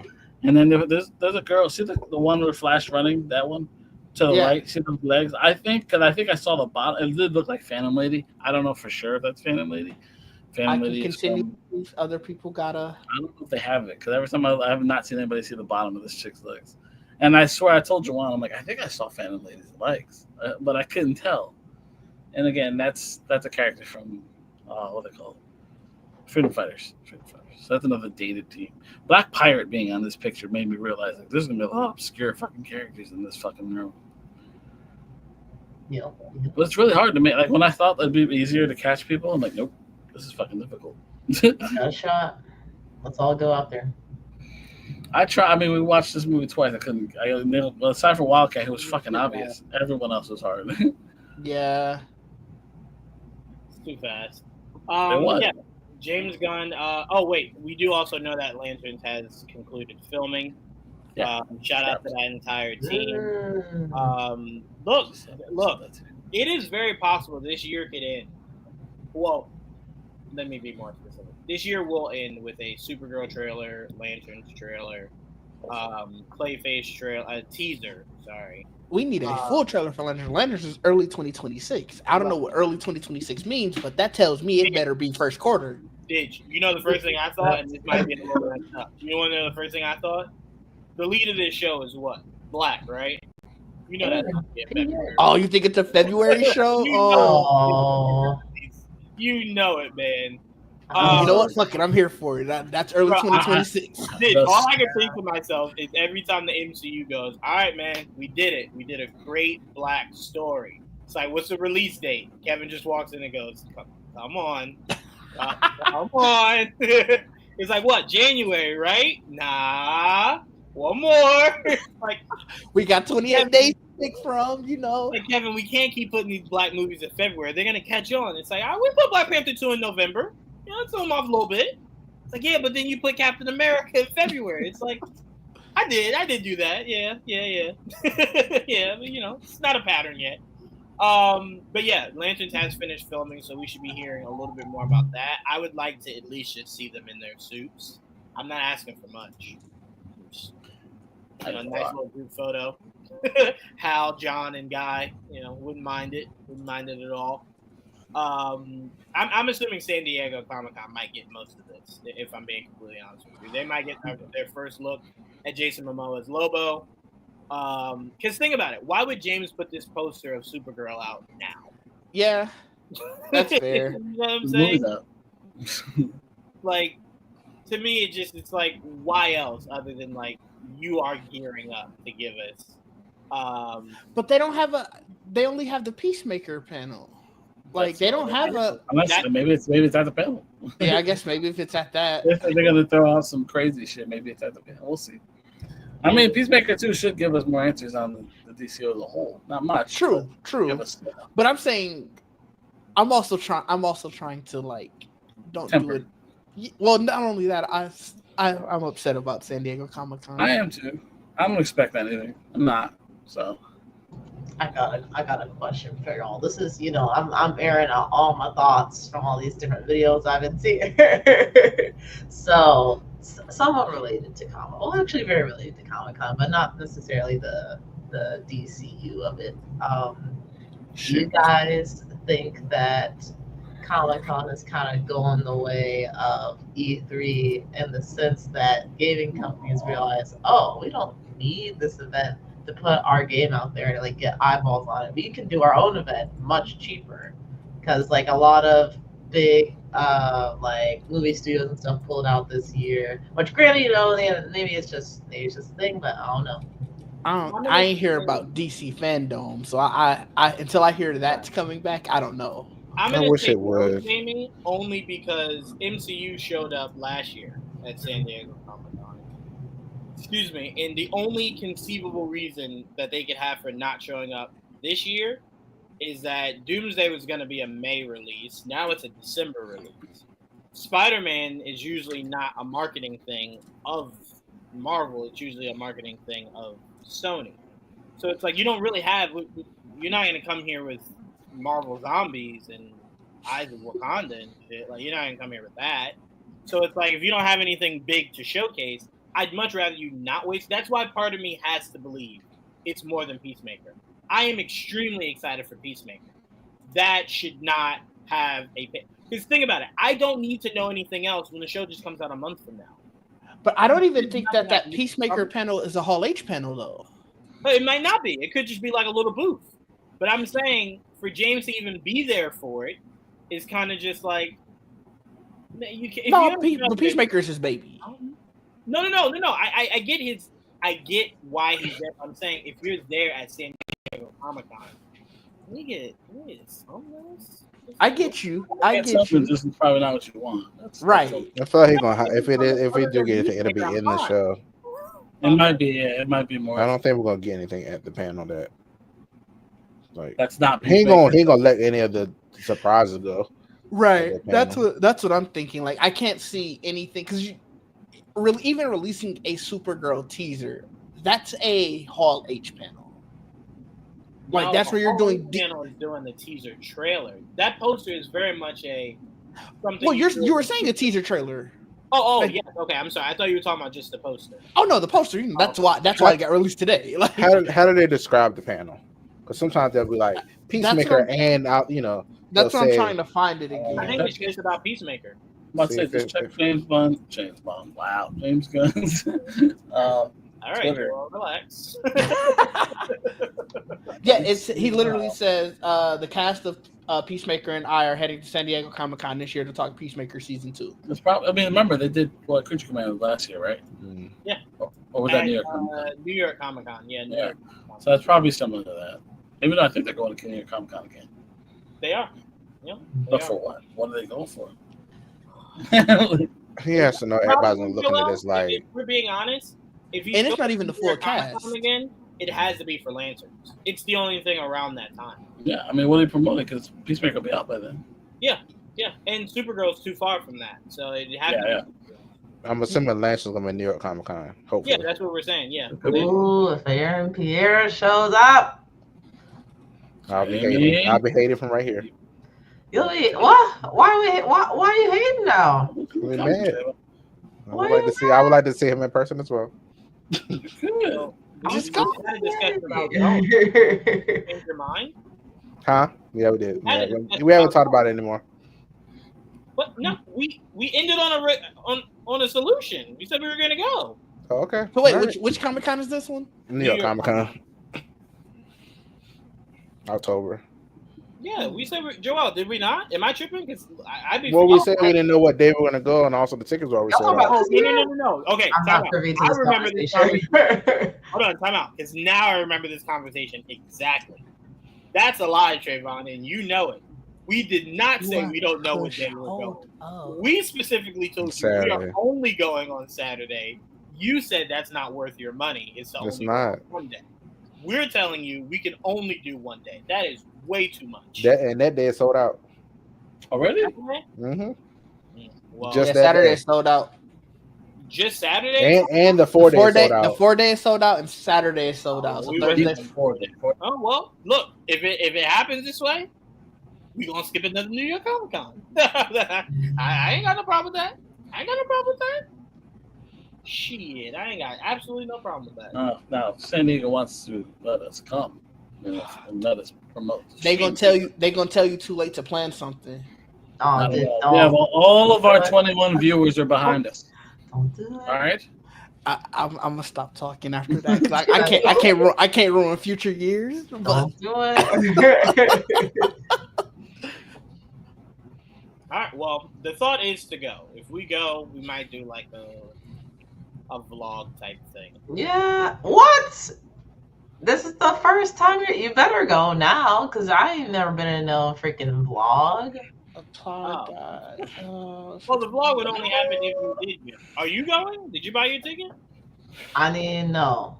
I'm just hoping that, like, you know, about to show up in that bitch. Like, I own this year. Are you hoping it's like days of old Jamie, where I just go, Jamie, check your email? I'm looking at Didge these days. I'm like, Didge, what you got for me? I ain't gonna hold y'all. I do got the press application open right on the side. I well, I don't know. Didge is the hookup these days. Come on. Didge, I heard you're the guy, man. Make it happen. I will see what I could do. Yeah, y'all come to New York. We got it from here.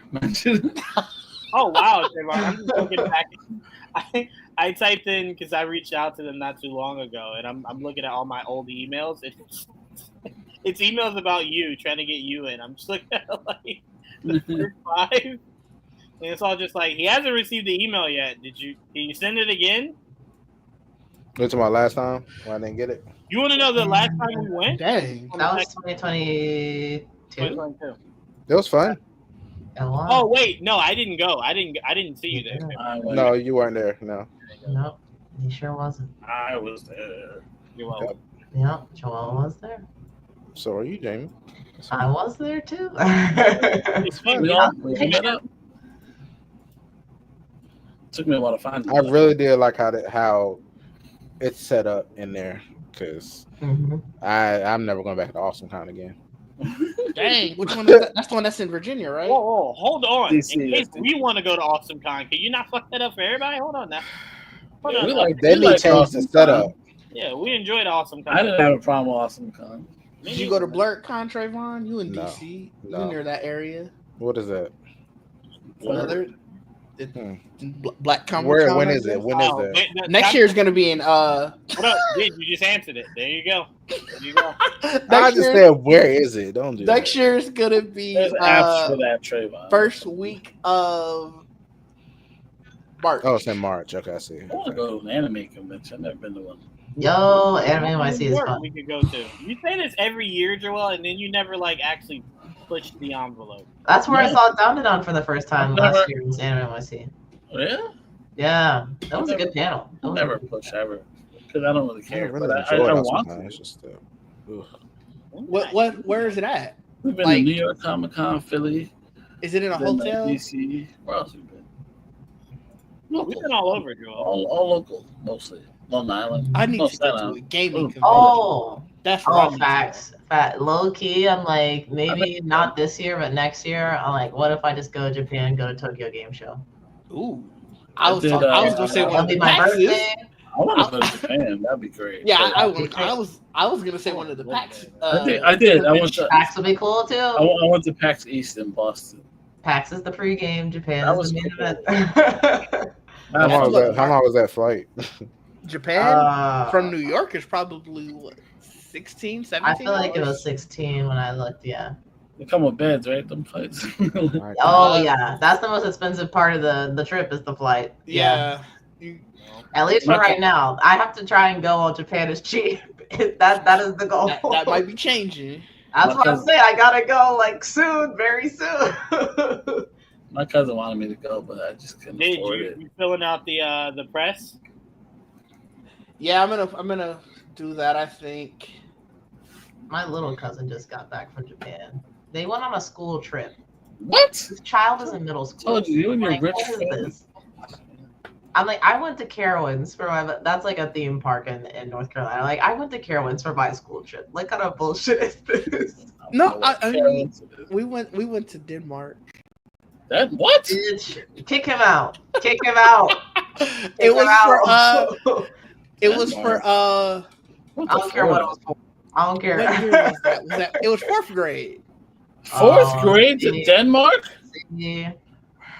I went to a school that was rich.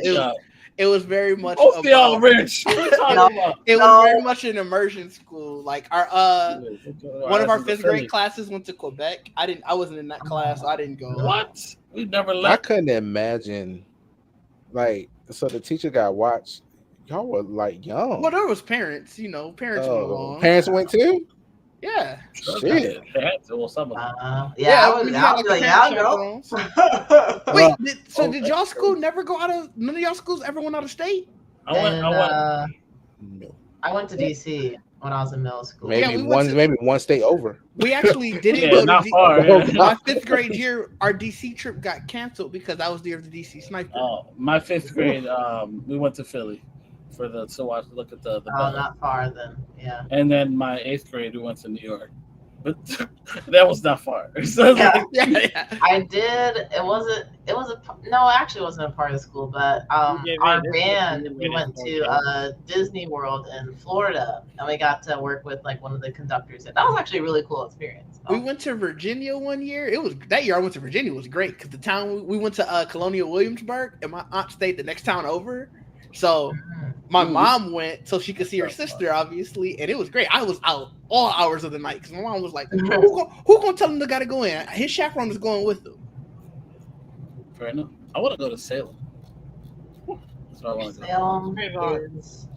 Salem. I wasn't gonna bring up this comment, but it's so weird. I haven't been. What? Hilarious. This is Trayvon's.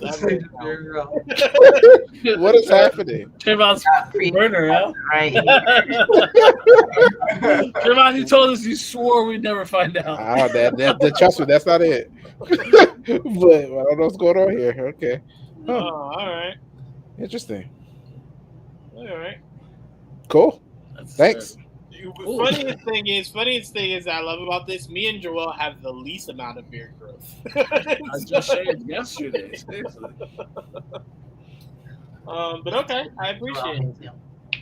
God, these prices are hell. For where? I was curious about the prices for flights to Japan. What is this? They not great from Milwaukee. Y'all might have better chances coming from New York, but they hail from Milwaukee. The cheapest standard is still $1,300. That's not bad. I'll see. That's why I'm telling you. I'm gonna. But that standard, I think, is like you don't get a bed. What? I think standard you might just lean back. You gotta shell out for these extra long trips because I ain't trying to show up with scoliosis. That's what I'm saying. I think you just lean back with 16 hours like this. I know. I can't do it. Would you like a drink? I do need to do some of this stuff. Let me go out of the country, go somewhere. Let's go to Japan. Oh, to fight That's you. a I'm long. trying to get you just to go with us to Miami. Let's go to Toronto. That's cool. That's easier and I closer. would love to go to Toronto. I could drive to Toronto. I don't know. I've never been. I heard it's a lot of fun there. I heard it's nice. Yeah, I want to try it. I heard the women are beautiful. That's always a plus for me. Listen, anywhere you go, if I'm with you, you already got a beautiful lady. Trayvon, they said that the men are beautiful. Apparently, I don't know. I ain't asked too Where? many questions. Where? Toronto. I'm saying, Didge, don't be saying stuff like that. My girl watches, man. I'm trying to go to Toronto. Oh, well, sad. He's like, you're explaining too much. I'm going with her. Well, I'm gonna have to now. Thank you, Didge. Oh my god! It's like You're explaining too much to Joel. It's the 6. That's all he needs to know. If he wants to go, he will. If not, I don't care about that. I'm down to go to the 6. I just heard Toronto was fun. I want to go to Toronto. I wanted to go to Niagara Falls on the Canadian side. That was my goal, and I was gonna drive. It. we have to go the year that the what is it? The eclipse happens. I think in like I forget if it was 10 years, 5 years, something like that. But then it's like the last one for like 100 years or something like that. So Canada says that's one of the best places to see it. Or we could go to Brazil. Oh yeah, I'll go. Yeah. In general. No, just to go to Brazil. If we go to Brazil, we'll never see Trayvon. Yeah. Might not see me. Oh. Damn.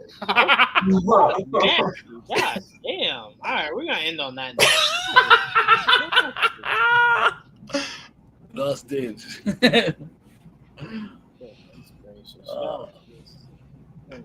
Oh, what a funny guys, show. We want to thank Didge and Jamie for joining us on this amazing episode of Much to Do About Nothing. Great time as always with the two of them. I would like to thank Joel and Trayvon, but I won't. I would like to.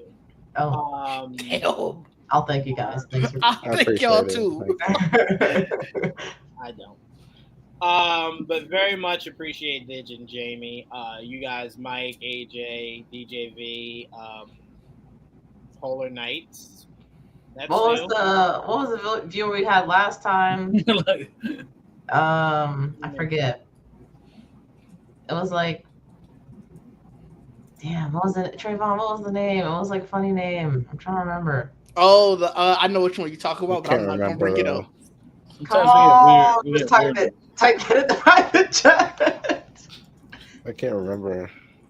I'm glad everybody that sat there and watched this actually watched this. Yeah, like Huge Dingling, Mr. Dingling. Yeah, that's it. Yeah, that's it. Yeah. Why is that something I literally gave time for you to speak about? I thought you were talking about something important, and I'm like, wait, what is it? Mr. Dangling. That was special about the brother. There you go. Yeah, I'm not gonna lie. One of them are on there. That's how old we're getting, minus Jamie. That wasn't a wild thing to say. That was the person's username. That was the person's username. That was a very wild thing to say. All right, you know what, Jamie? I'm starting to notice this. You've been hanging around Trayvon too long. He's starting to influence you. That's fair. He's starting to influence you. I'm noticing. I don't know what you're talking about. I don't be talking about nothing. I know. You're lying. I'm noticing. I just share things. And y'all can interpret it how y'all like it. It seems to be as though Jamie is interpreting it the way you would like it to be interpreted. And I appreciate that. You know what? No Trayvon. Because maybe I do share things with just me and Jamie, because that's you understand. No Trayvon for a month, Jamie. No Trayvon for a month, okay? No Trayvon for a month. Dang. That's half the viewers right there. Oh. They come in here for Trayvon. Like, we ain't never seen this thing like again. All right. Bye.